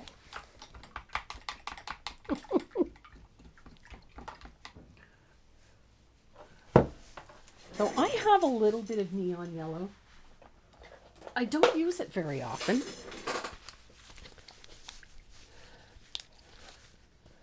But if you're feeling, frisky, by all means. Oops. If you're feeling frisky, you can use a little bit of that neon yellow. My problem with neon yellow is that it has a tendency to pick up a green cast. So that's my only issue with it. So you could put a little of neon yellow at the tip of your petals if you choose. Personally, I find it tends to green out a bit. That's my issue with it on yellows. However, take a little bit of warm white and put a little float of warm white at the tips of the petals, like so. Just a light highlight. It doesn't have to be much.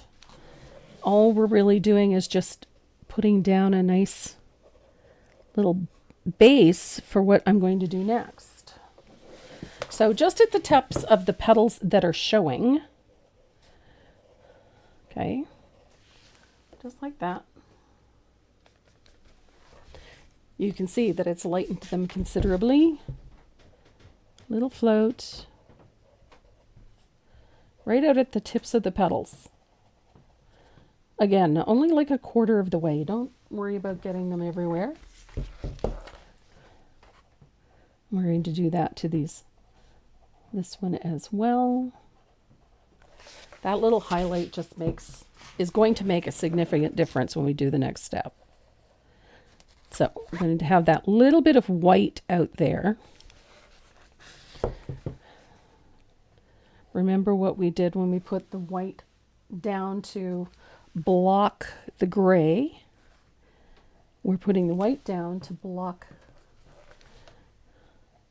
the yellow. Because I want the color I'm going to put on next to pop. And the sad part is that it might not show up on the screen, but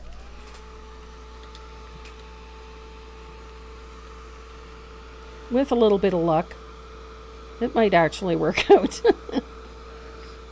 So I'm going to make sure that that is good and dry, and then we're going to use, oops, that's not the color.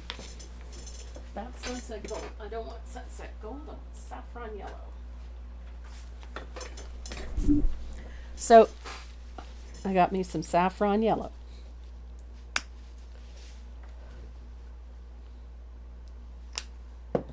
And I'm going to use my number 5 round. I'm going to thin out some saffron.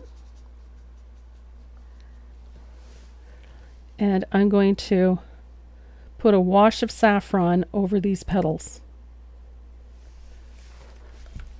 including all of that tea berry the neon, and watch what happens. Wherever that white was, you get a sizzling yellow.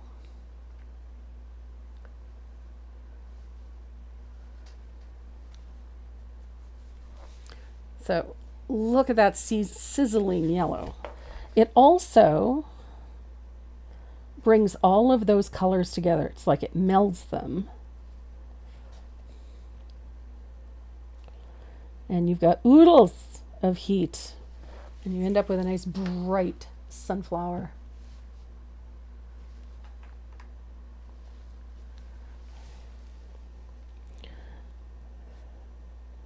Right over top. Look at how it brings that, what looked like a pretty shifty float. Now all of that turns into a beautiful glow.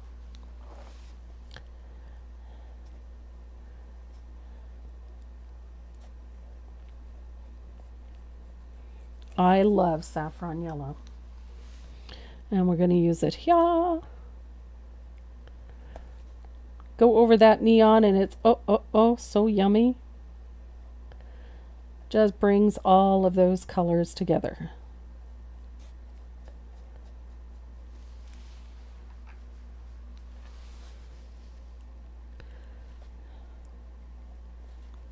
Remember what I said about those if you missed a little sliver of white when you were putting down that yellow? This is why it didn't matter, because you're going to cover it with all of that. So look at that. Now those sunflowers are lively. So I'm going to grab a little bit of asphaltum, my favorite brown. And I'm going to grab, I've got a small flat here. This will do the trick. Okay. So I'm going to paint in my center with a little bit of asphaltum. And this, I think, is when this center really pops, is once you remove that empty space and you give it some contrast.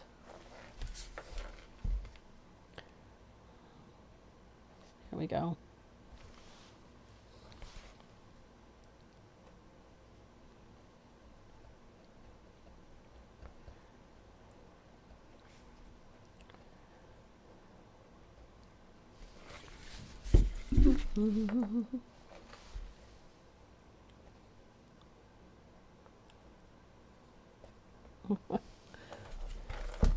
Oh, good grief. That doesn't look round at all. There.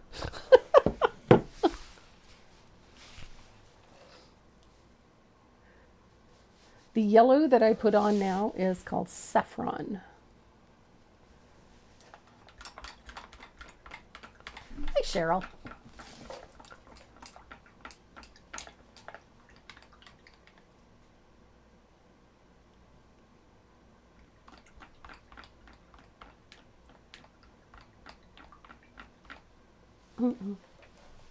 So I'm going to dry that.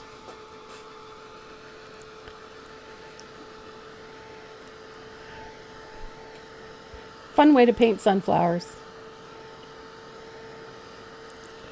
So dry that. And then I need a little bit of lamp black. Yep.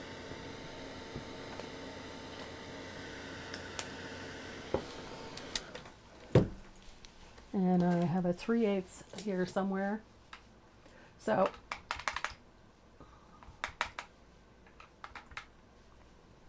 a little bit of lamp black. We're going to shade the centers. And I like to shade my center right across the bottom with a float of lamp black from about the halfway mark around to the halfway mark. Right there. And I'm going to do the same thing on this one. Halfway to halfway. And then in the center, I'm going to put sort of 3/4 of a circle, like so.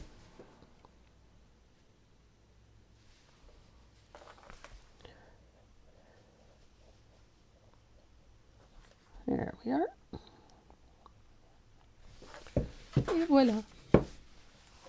Cute little center. Now, if you've got a small deer foot or a scruffy brush, I like using a deer foot personally, but you can use a small deer foot. You can use small filbert. If you've got a scruffy filbert, that will work too. I'm trying to find mine. That's not a filbert. And I can't find my little, I had a little teeny tiny deerfoot. I can't find it. There. So I'm going to use a filbert. So in the center of your flowers, you're going to pick up a little asphaltum. Now, I'm using a scruffy filbert for this, but you can use a small deerfoot. And then you're going to pick up a little bit of margarita, and you're going to sort of blend that on your palette. And this is your highlight at the top of your sunflower and along that shadow, like so.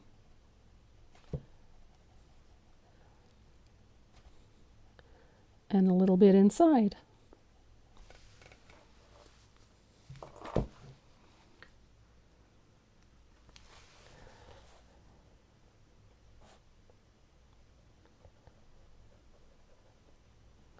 Oops, I used a bit too much asphaltum and not quite enough of the green. So I'm going to pick up a little more of that margarita, and I'm just going to tap a little highlight of that green. You see? I got a little carried away with it over here, but I'll fix it.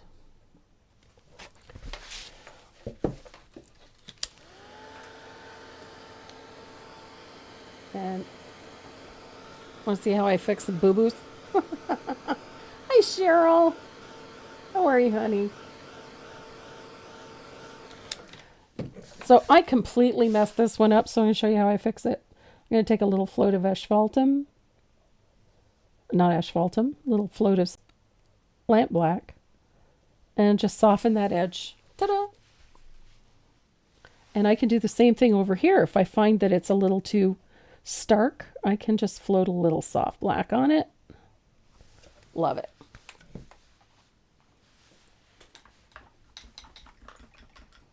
Easy peasy. So I'm going to dry that.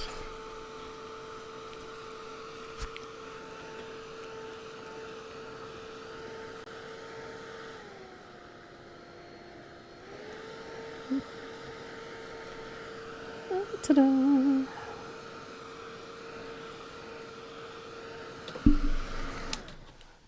And then I'm going to find my rigger or a liner. Oh my goodness.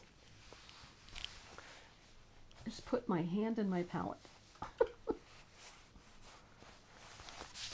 Okay, so I've got my number 2 rigger, and we're going to add a little highlight to the center of our flower. And I'm going to start with a little bit of margarita because I like margarita. And we're going to add just a light series of little dots like so. Not too many, just a few on both of these. Margarita first.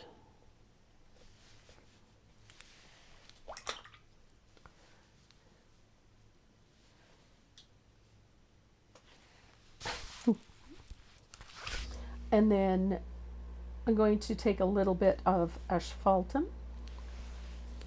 and we're going to add a few of those dots as well. Those ones are going to overlap into that black shadow a little. Just a few. You don't need a ton of them. Take a few of the lamp black as well, just a few. It just adds a little texture to the center, but you need to have a little bit of black.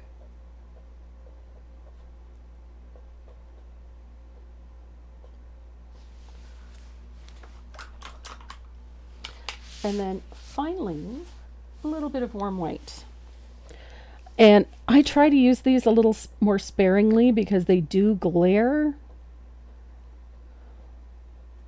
And you don't want it to look like there's just a ring of dots. So I just pop a few in. And as I say, you can do as much or as little as you like, but I kind of like to keep it a little subdued. Hi, Patty. You're just fashionably late. Just fashionably.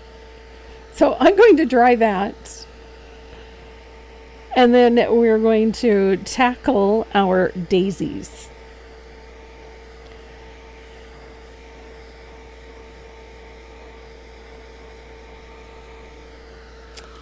There we go.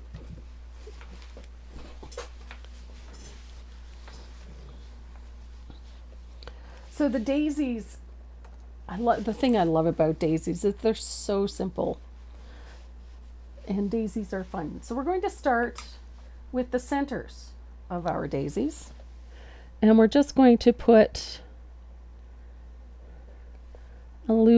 just a loose wash of white, like so.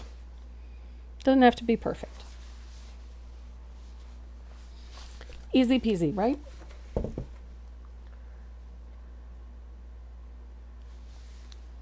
Now, I'm using a number 3, but if you want to use something smaller for this, I'm comfortable with the 5. Sorry, not the 3. If you're more comfortable with something smaller, then use a 3. So we're going to put, this is so simple, just simple stroke daisies. So you're going to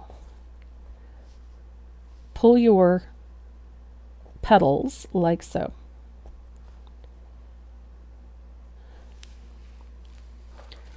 Much like we did with the sunflowers, but keep them very simple. Kind of want these daisies to look a little loose and open, I think is the word I wanted. So I'm not looking for full, we're just looking for shape. There we go. 1, 2, 3.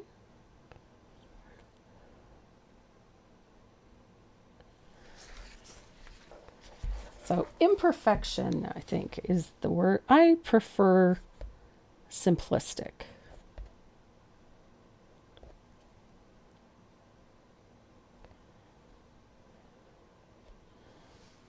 Simplicity is the key. Et voila. Now this little one down here, I'm going to leave until after we do the pot.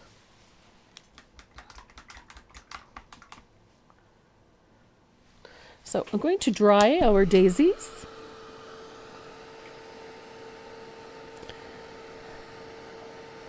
And we're going to use a little bit of that Sunny Day, the same flower that we used for the sunflower. We're going to use that Sunny Day to do the centers. Of course, it would probably be a good idea if I had more paint. There we go. So a little bit of Sunny Day for the centers of these daisies.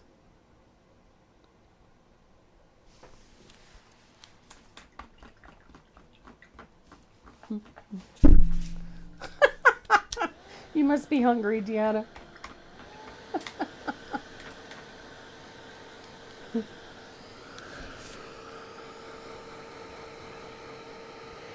So the daisies are simple. Just stroke them in.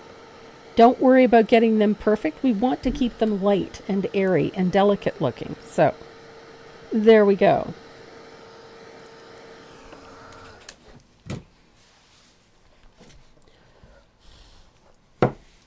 So we're going to do some shading on both the petals and on the center of the flowers. I'm going to use a little bit of Bahama Blue to shade my petals. And this part is super easy. So we're going to pick a little Bahama blue, blend it out well. You don't want it full strength. And it's this simple. Just pull a float. I've got a little too much paint, I think. All the way around the center of the flower. Like so.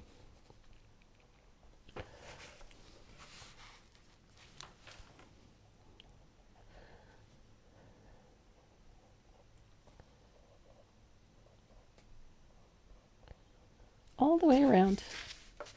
That little punch of blue keeps those whites looking white. Et voila. Easy peasy. I love happy daisies.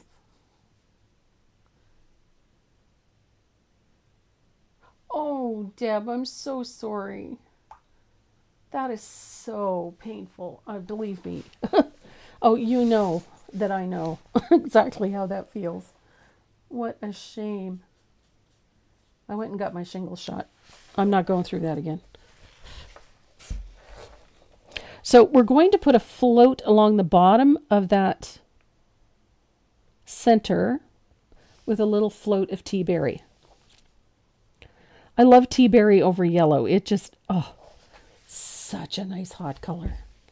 Little float over tea berry, or over that sunny day with a little bit of tea berry. Look how bright and happy. Look how happy.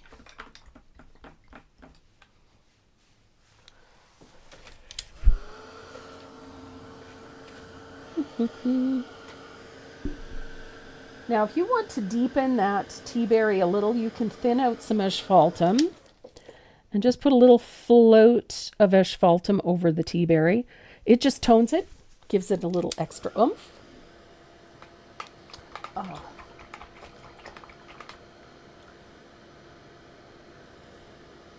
Deb, tell your mom a cold pack. If you've got one of those soft gel pads that you can put in the fridge, that helps so much. But oh, I feel for her. Okay. We got pretty daisies. Look how fun. So that's it for the time being, because we're going to come down here and paint our little pitcher, jug, bowl, whatever.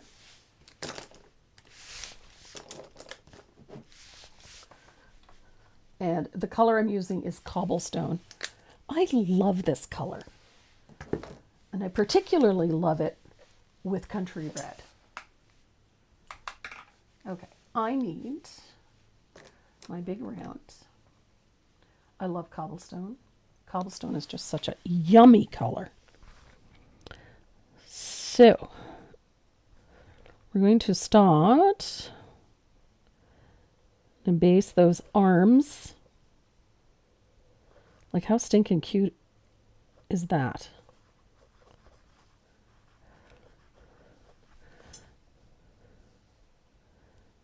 I'm going to have to trace my berries back on. So we're going to take a little care getting in underneath these daisies. Just a little. I just don't want to mess up those leaves and petals because they're so pretty. Here we go. I love this color. I use this one quite a lot. Cobblestone is a really nice tone, and it works so well for things with a vintage feel to it. It's just a yummy, yummy tone. And it plays well with other colors, so it makes it a good neighbor. Now I'm leaving a little bit of a gap around some of these leaves. I don't want to mess with them. And that little gap we're going to take care of, so don't worry too much about that.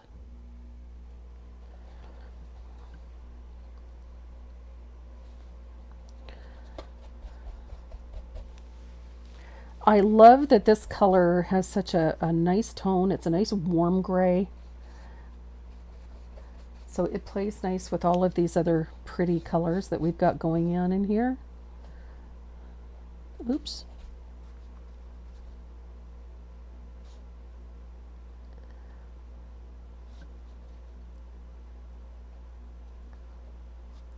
Here we go.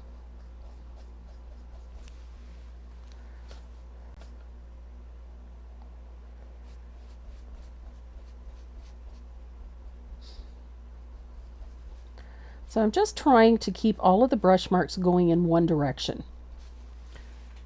Whenever you're base coating something, and when you get things going in 10 different directions, even after 3 or 4 coats, those initial strokes always show up, and it's just not kosher. So I like to try to keep all of my paint going in the same direction whenever possible. That doesn't mean I master it all the time, but it does mean I make an effort. So almost there. This is actually going to work out much better.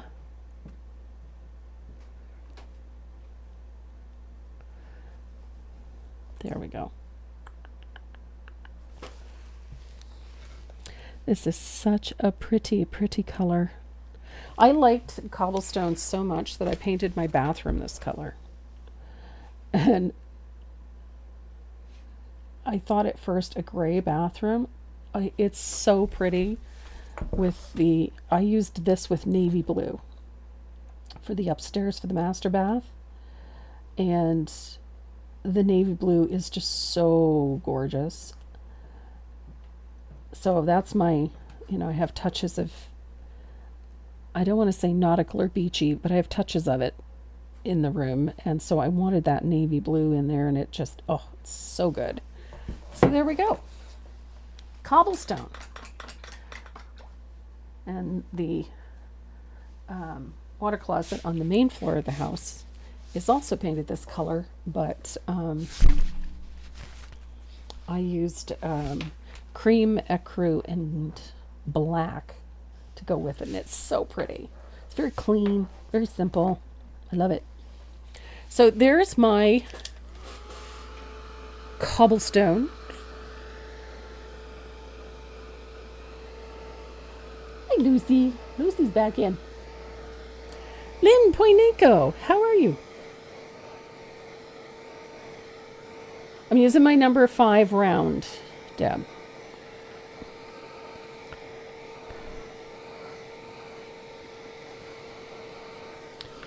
Okay, almost dry.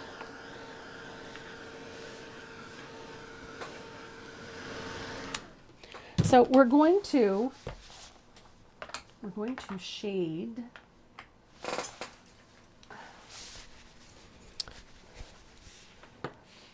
and I need some country red. I love country red.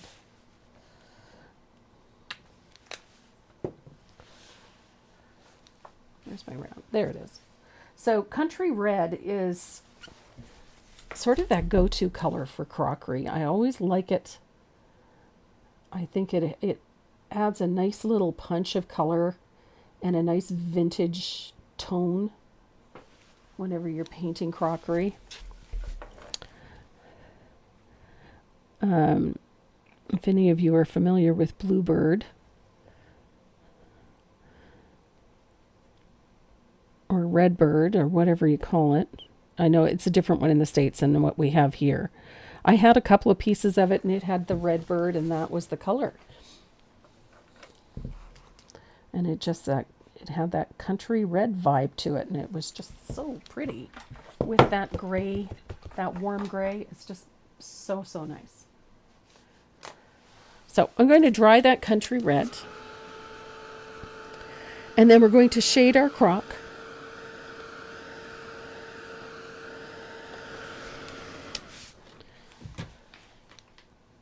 So I'm going to shade the crockery with asphaltum first, and then I'm going to use some soft black. So asphaltum first. This kind of just tones the crockery a little.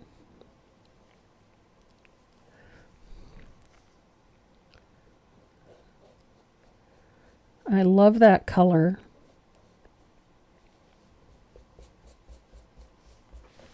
And I'm going to bring a little of that asphaltum across the bottom. And it's very loose.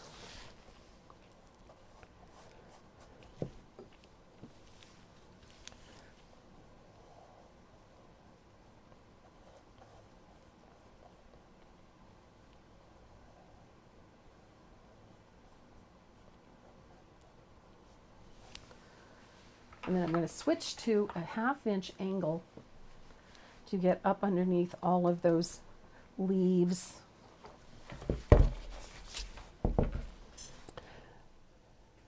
Because I want that shadow a little darker, and I want to be able to pull it down a little.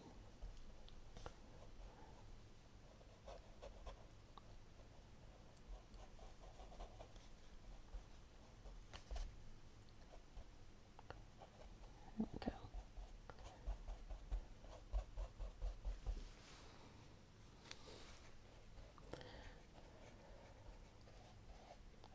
Easy peasy.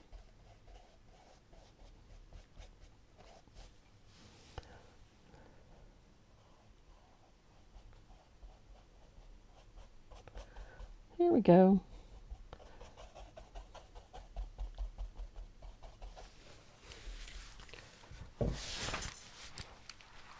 So I'm going to dry it, and then we're going to deepen that with a little bit of soft black. The big one that I was using was a 3/4 angled shader. I have used bigger.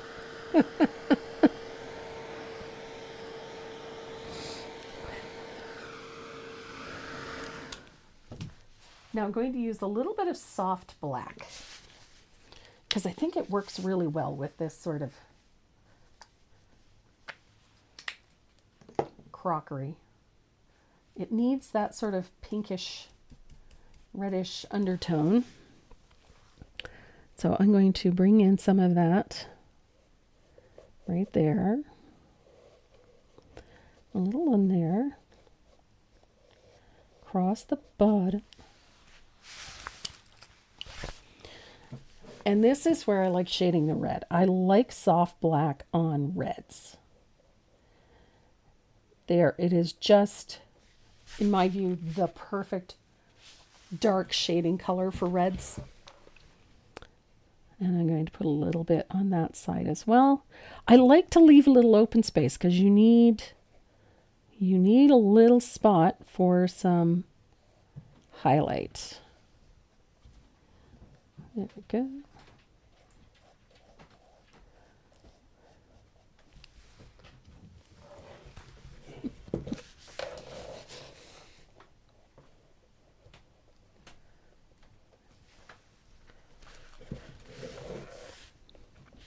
Now, our little crock here has a shadow on the inside of the handle.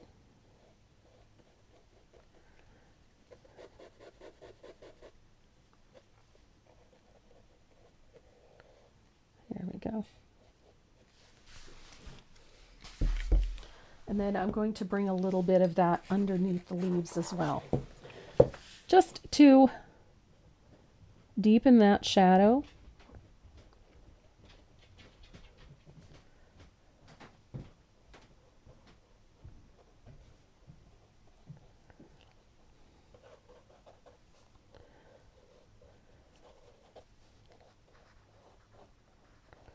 Now, that little bit of red that you see in that soft black, one of the things that I love about that red is that it makes other colors just jump.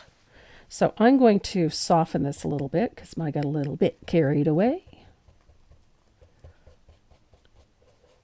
There we go. It just needed a little softening. There we go. So I'm going to dry that really well.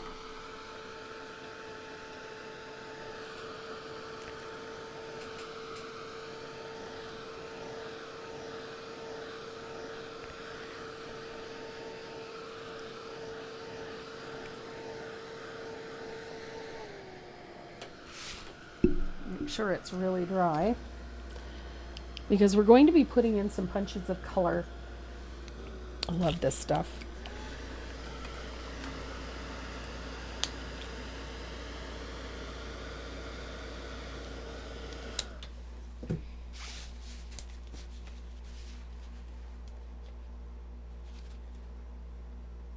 Oh, nice. There's Patrick.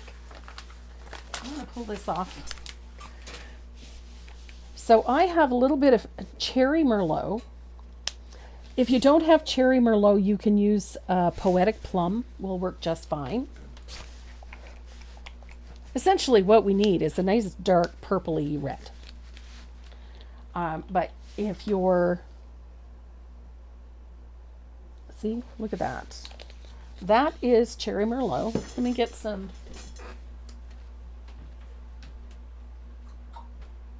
Cherry merlot, what am I looking for?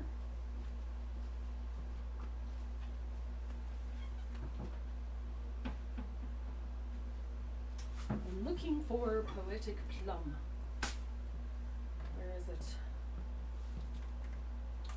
There it is. This is poetic plum.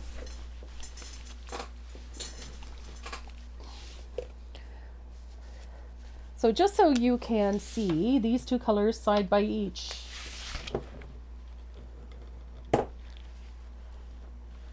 There we are. They are very close. One is a little more purple, one is a little more red. The really funny part is that the one that is more red is the purple. And the one that is more purple is the cherry merlot. So you can use either or. Both are going to dry very dark. So remember the berries. So we've got berries over here. I'm using the handle of my brush, and I'm going to use that to paint my berries. Oops.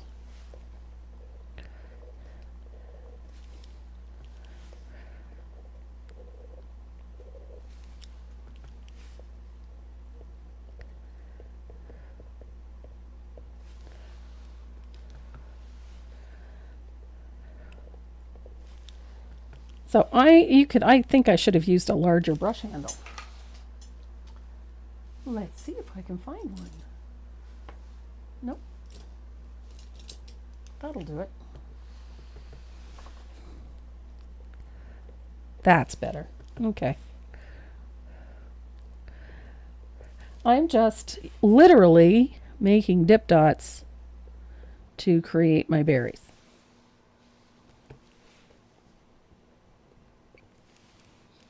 So I've got two there, and then I'm going to have 3 berries over here.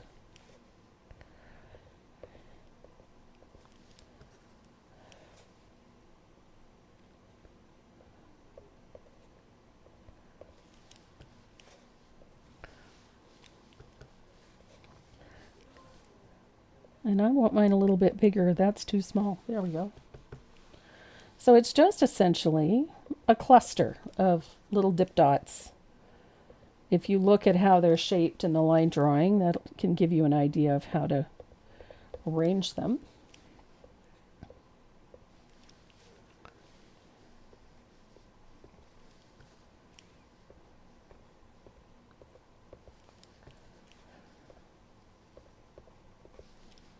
There we go.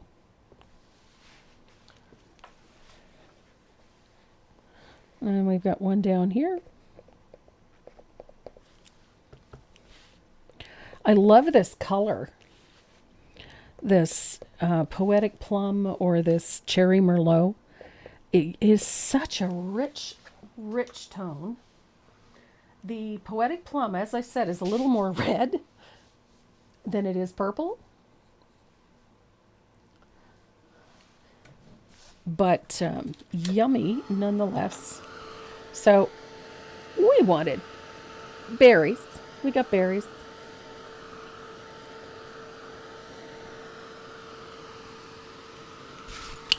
And remember, dries a little darker. And I kind of like the lumpy look that you get from putting it on this way.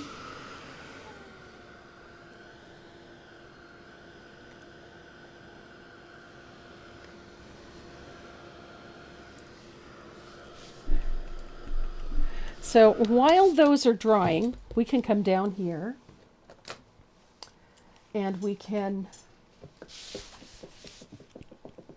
take care of our last little daisy down there.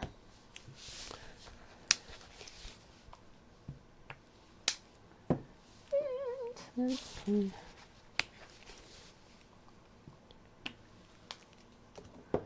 so I'm going to take a little bit of that warm white and we're going to quickly paint our daisy. And then all we have left after this is just some final details and that little bit of lettering that goes on the front of the crockery. So I'm going to dry that.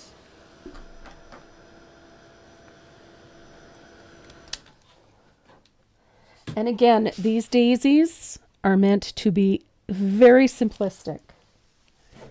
So we're not worrying too much about the perfection of things.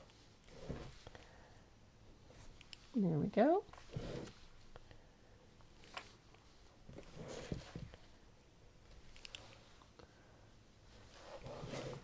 Simple little daisies.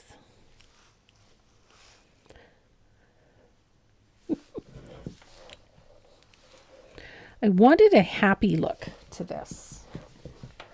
Something happy and fun. And I have one more petal to do. Ta-da! There we go.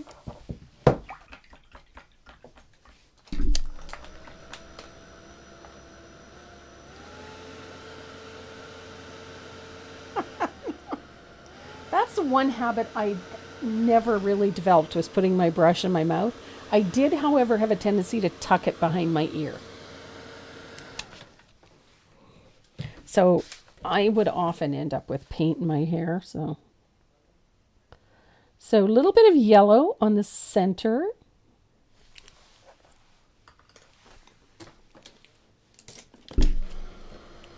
And we need a little bit of Bahama blue to shade. Hi, Peggy.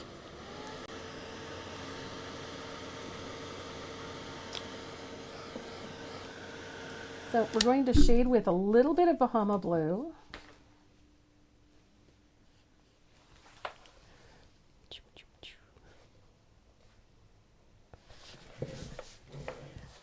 I like the vibrancy of this. I like the, the sunny colors. I wanted a bright and energetic sunflower, but not a traditional sunflower. I wanted to do something a little bit different. So there we go. We got a little bit of that Bahama blue shading around our center. And a little bit of our, oh, I love this color, tea berry, to shade our middle. And we'll dry that.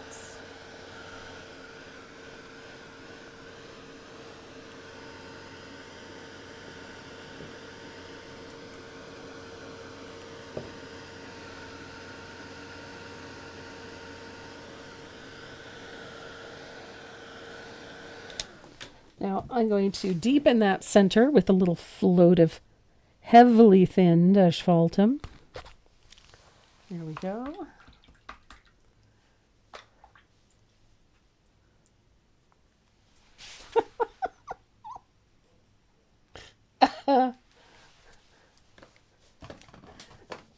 Lori, you need one of these.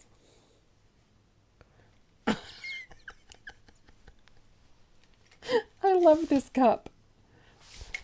Not paint water.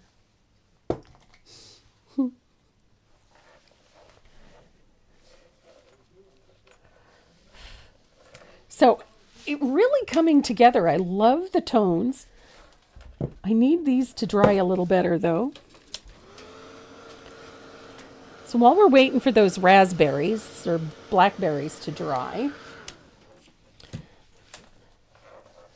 I'm afraid to trace lettering on until they are, but we're going to handle some of the details on our sunflowers and our leaves. So I need my extra long detail liner. And we need a little bit of margarita. Oh, here we go again with the bottle that doesn't want to. Oh, goodness.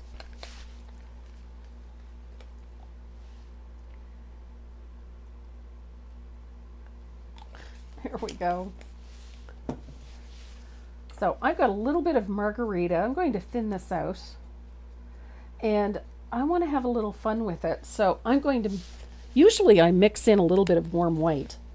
Today, I'm going to mix in a little bit of neon green. Because I'm the boss of me and I can do whatever I want. So this is fun. We're going to add some little details to the edges of our leaves. Just squiggly little outlines, nothing too perfect. We're also going to use that to create the stems that those little leaves are attached to.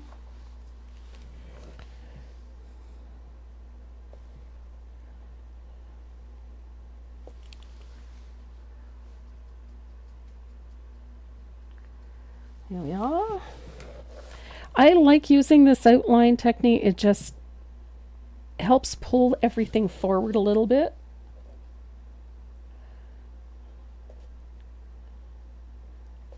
And I like using a little bit of the same color that I used in my leaves. It just keeps everything balanced as far as tone and color. So that little line can be on right on the edge of the leaf, or it can go off. It doesn't matter. And we've got a fun little leaf that goes under like that.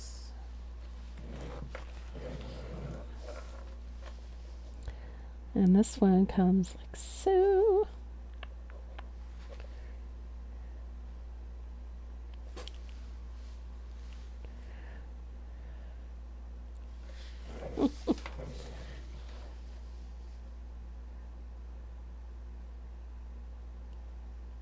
There we are.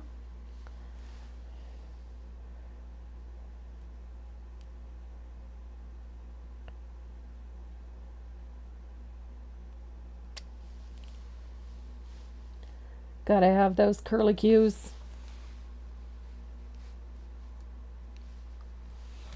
And we've got one over here too that absolutely must be done. I love curlicues.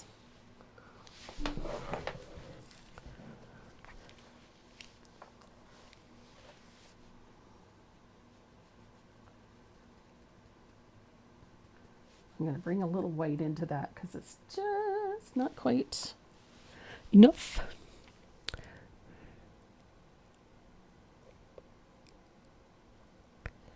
Here we are.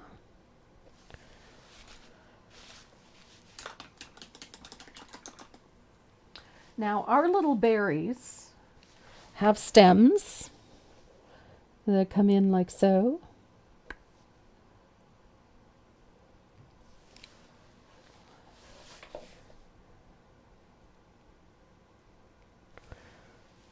Comme ça. They have to have those little stems.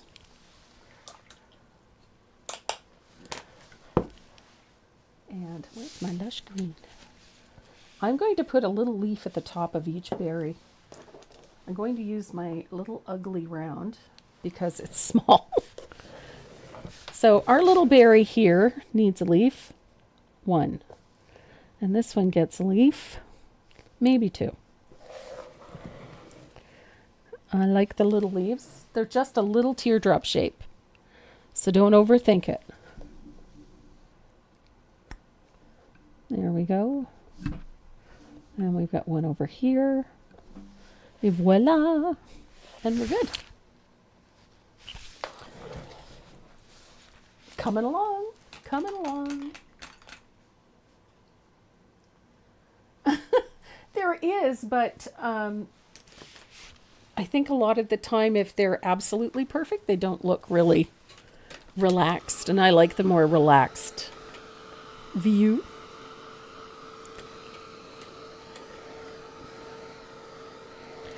The trick, like quite honestly, to doing curlicues, if you don't mind, I will show you real quick. Grab some black paper. Got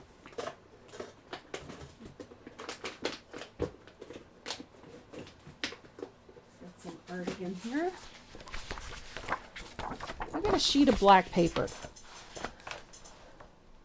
So the trick to curlicues, get a little bit of glaze in your liner brush. Use a nice long one. The longer, the better.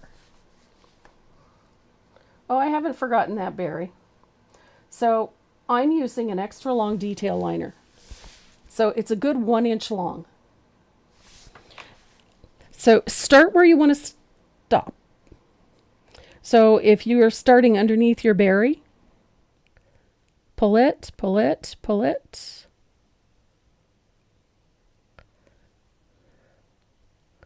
My brush decided to split. But part of the problem is that people try to draw it and move the hand. Don't move your hand. Rest your little finger on the surface. That's going to stabilize your hand. Start under your berry, pull it, and swirl.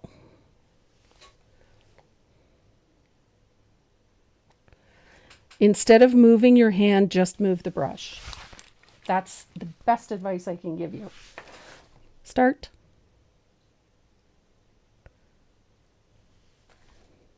And if you have to move your hand, say it's a long one like this, move your hand, but just use your finger to guide it. It's the same with doing any tight lines, any sharp lines. Just move the brush, not your hand. If you're trying to draw it, it's not going to work. I try to keep my brush straight up and down and move the brush. Another trick. See how I'm holding it? I keep my finger above the ferrule, keep my little finger on the surface, brush straight up and down. It helps if the paint is the right consistency.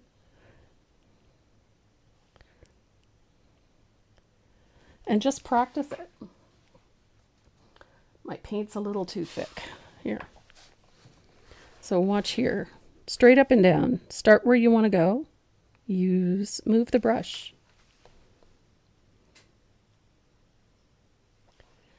You move the brush. And practice going in both directions. My brush has got a split in it. If you try to do this like that, it does not work. It's drawing it. It just doesn't work very well. So, straight up and down. Lots of paint in the brush, lots of water in the brush. Hold it straight up and down. Move the brush, not your hand.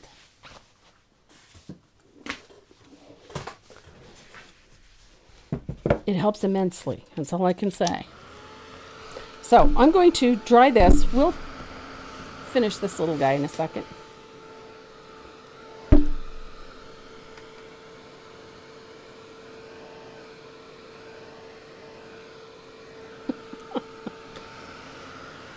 Swirls and curls, you'll find that they begin to look much more relaxed than if you try to draw it. Let the brush do the work. Okay, alrighty, I'm going to put my line drawing back on. And because, oops, that's not going to work. There we go. So, because I cut my paper to fit my surface, I can tape this back down.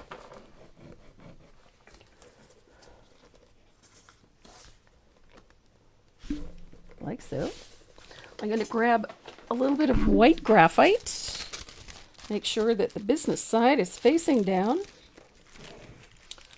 And I'm going to trace the word flowers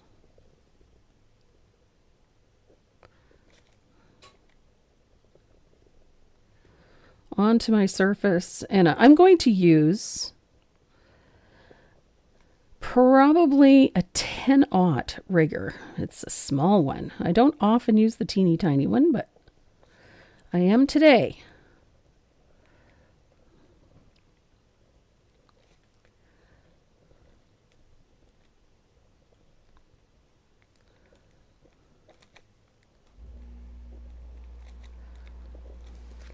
And yes, there we go. So I'm going to thin out a little bit of lamp black for our lettering. And I'm going to find my teeny tiny rigger. I do own a teeny tiny rigger. Here it is. This is a 10-aught rigger. Itty bitty thing. Looks like a liner brush, but it's not. Teeny tiny. We're going to thin out a little bit of lamp black. And because I am working, this is part of the jar, I'm not going to put any shading down on it. I'm just going to paint my lettering.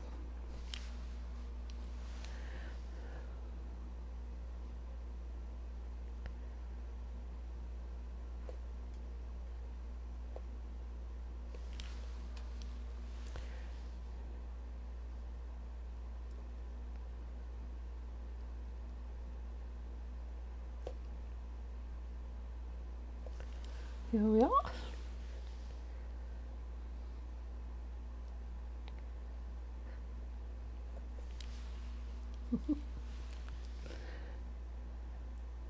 This one is a very simple design, just made a little bit more elaborate by incorporating a lot of little techniques here and there.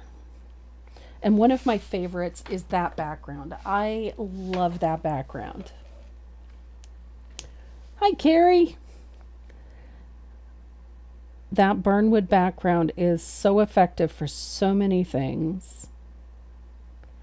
And it's fun to do. It's also easy to do. Here we go. And it turns out, what I love about it is that it never looks the same twice. And I think that has a great deal of appeal. I know it does for me. That it has some unique features that change every time you do it. Okay, so we have flowers. This brush, the thing about using a rigger is that it is flat. It has a chisel edge, just like a flat brush. And so it makes doing this type of lettering super simple. Just load it with thinned paint, press down until the brush fills the space, and paint your letters. So let's dry that. And then I'm going to put that little bar in, that little detail in there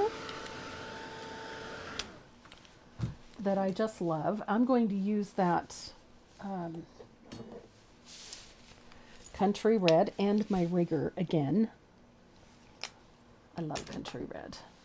And we're going to put this little detail, I think, is an important one. It's just this little stripe that goes from one side to the other. And it's just, 1/8 of an inch wide. Doesn't need to be, it just makes that little pot. So let's float a warm white. Hi, Mace. Oh, goodness.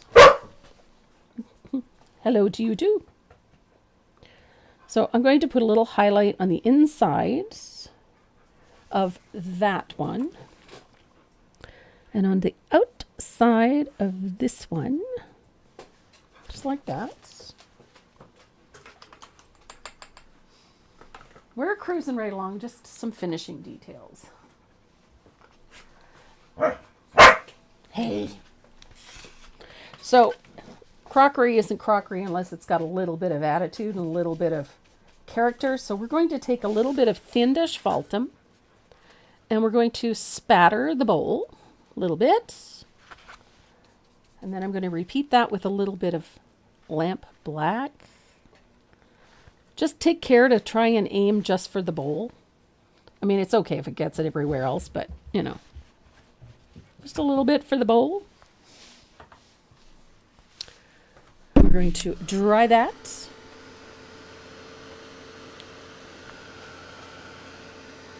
Now we've got... She has a lot to say today. Oh, she does. What else is new? She has a lot to say every day.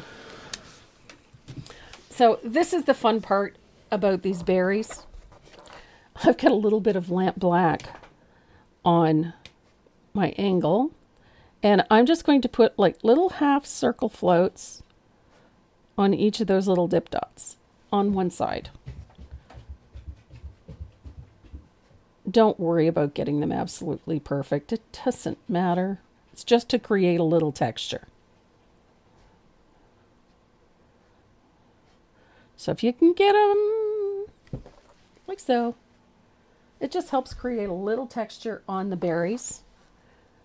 But you want them all on the right side. That's all.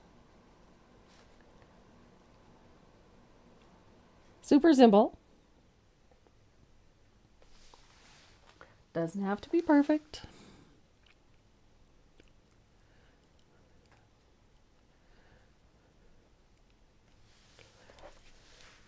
Et voilà.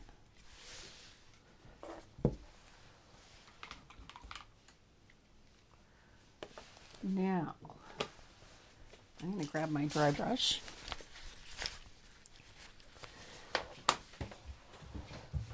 And I'm going to take that little rigger, a little bit of warm white, and we're going to put a dot of warm white on a few of those little round sections of these berries. Just a few. You don't want to have them on every single one.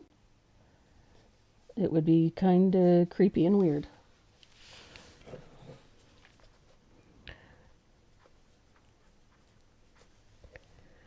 And here we are. What are you doing, Mace? You look like you're ready to run.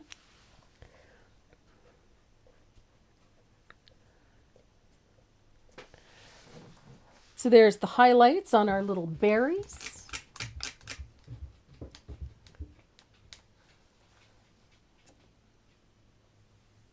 I found a way to edit stuff while the camera's still on you. Oh, okay.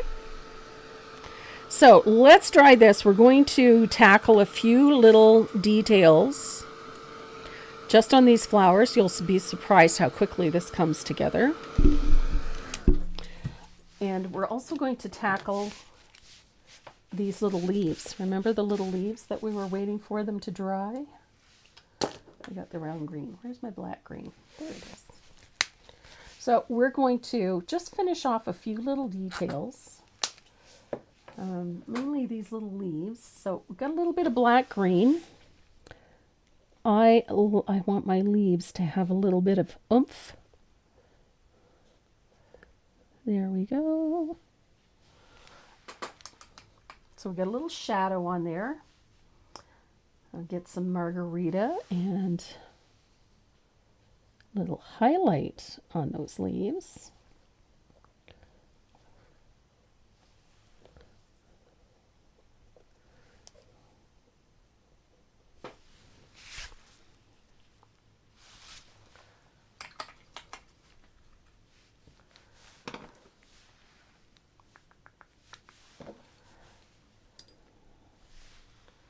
Now I want, just like every leaf, I like putting that little detail around them because it brings everything together.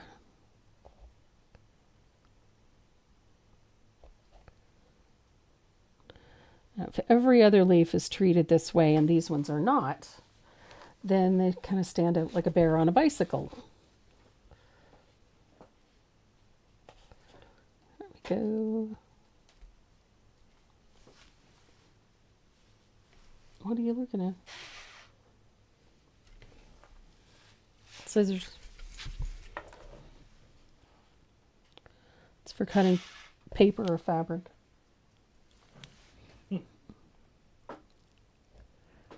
There we go. And we'll finish putting those little details on the leaves.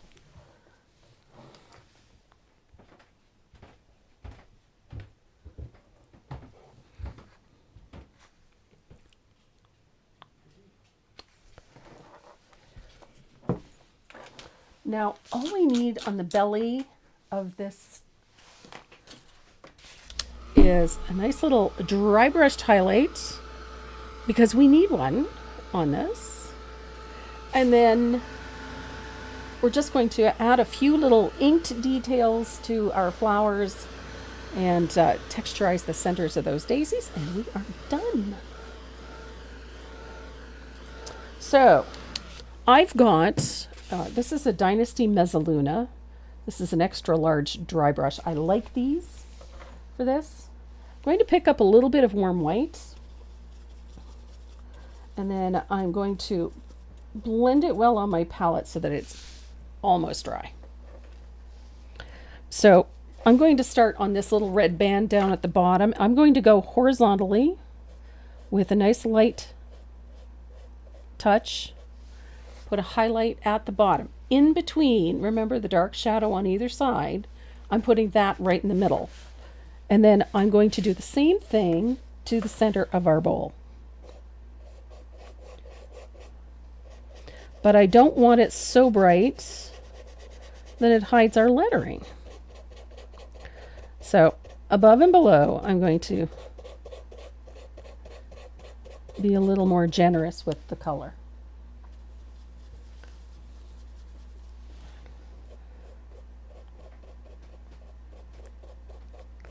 Just like that. And don't forget, little bit on the handles. Little bit.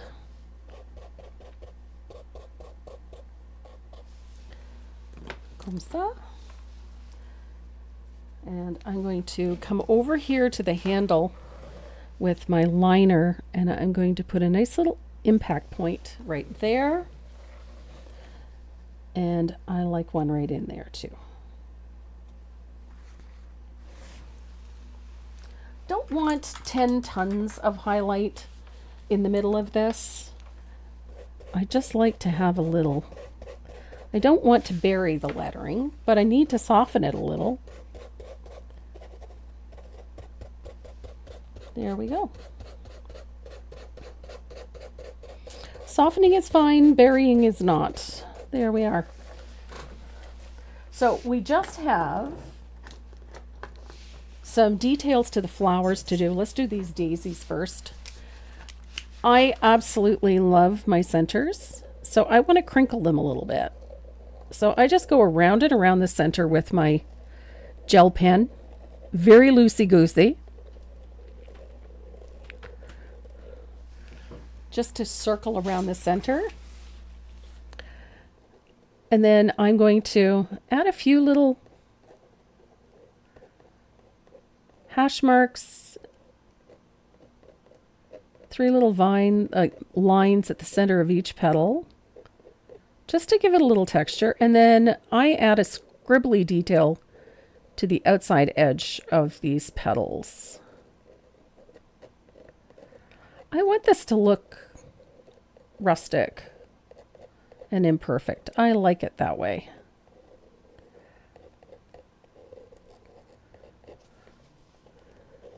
Neatness doesn't count.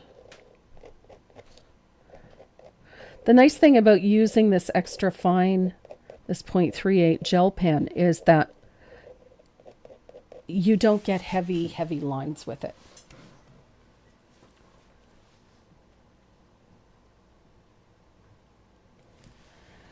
And I'm going to do the same thing to this.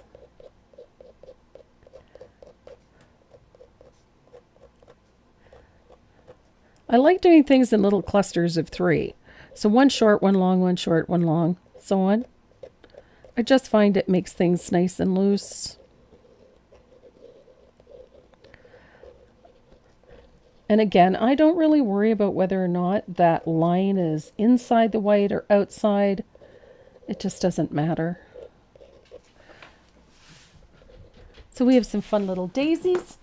We have to make those centers look lively, so we're going to use a little bit of warm white on the highlight side. The white little, just a smattering of very loose little dip dots of warm white on the highlight side, very loose. Taking up the ukulele there, son.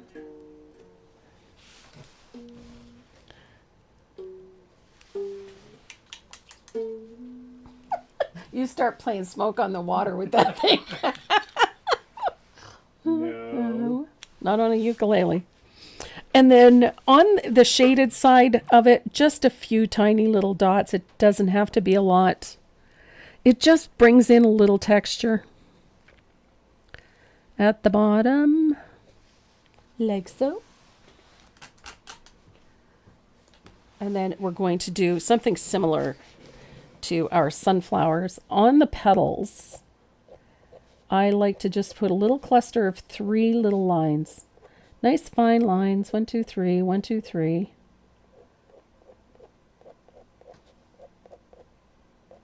They don't have to be perfect. They don't have to be the same length. They can be whatever.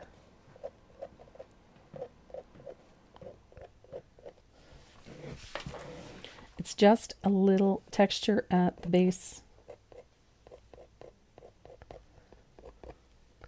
And like the daisy, you can go around the center, like so, and the edges of the petals. Now, you can, as I said, you can go off the edge, on the edge, inside. It doesn't matter. It's just a little texture at the edges of the petals.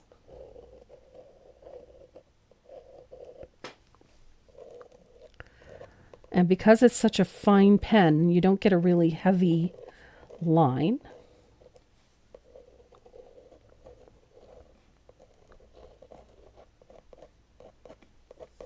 But squiggly is best. That way it doesn't look like it. Oh my goodness, you tired? So are you tired? I gotta go make a chicken pot pie after this. Chicken pot pie. Mm-hmm.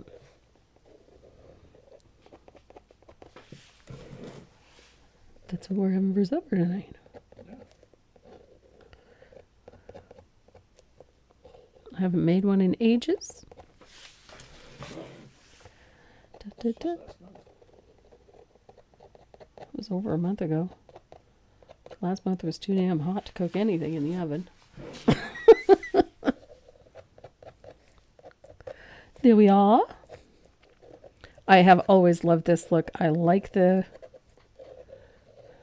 looseness of it. Here we go.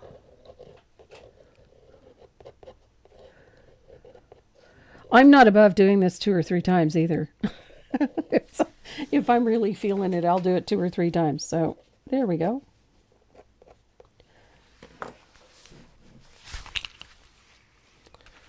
Farm fresh flowers. Farm fresh flowers.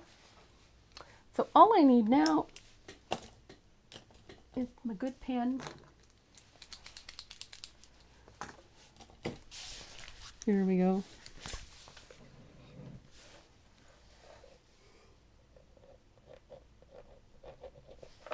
Here we are. Ta-da. Ta-da! Farm fresh flowers. This is such a fun one to paint.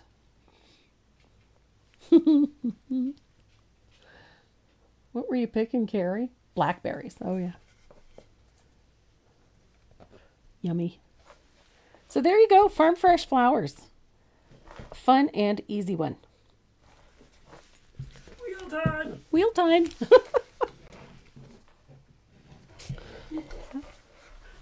This one is such fun to paint.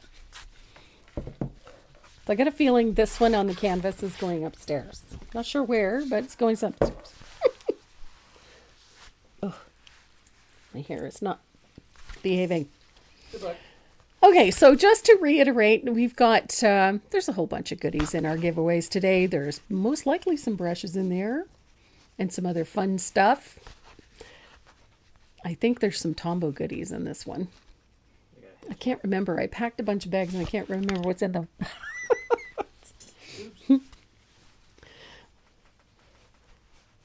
to shuffle it a bit. So shuffling it. Whoa, scroll up for a sec. Okay. There's 171 of you on there. I splattered earlier, but you can do it again. You want to spatter some more. Tongues, toes, bodies crossed. Everybody ready? Renee's going to spin the wheel. Chicken pot pie.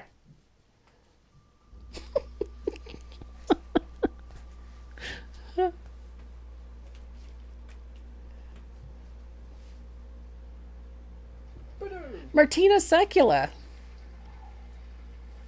So for those of you watching that have never won in the wheel before, you have to go over to my website at tracymoreau.net.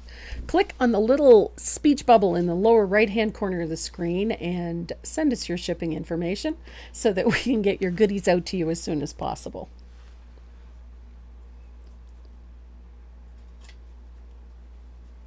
Martina. Wow. And the next one.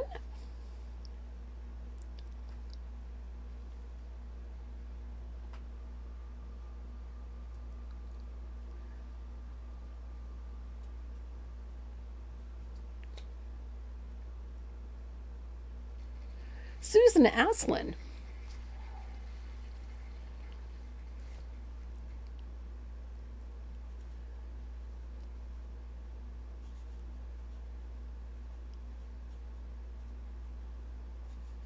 Lots of new names. Yes, I see that. And the last one is going to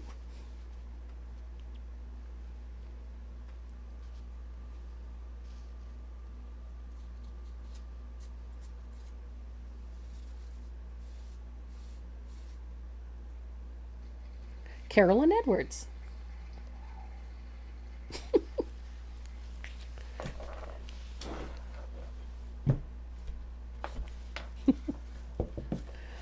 Congratulations to our winners. Thanks everybody for joining us as you do every Saturday.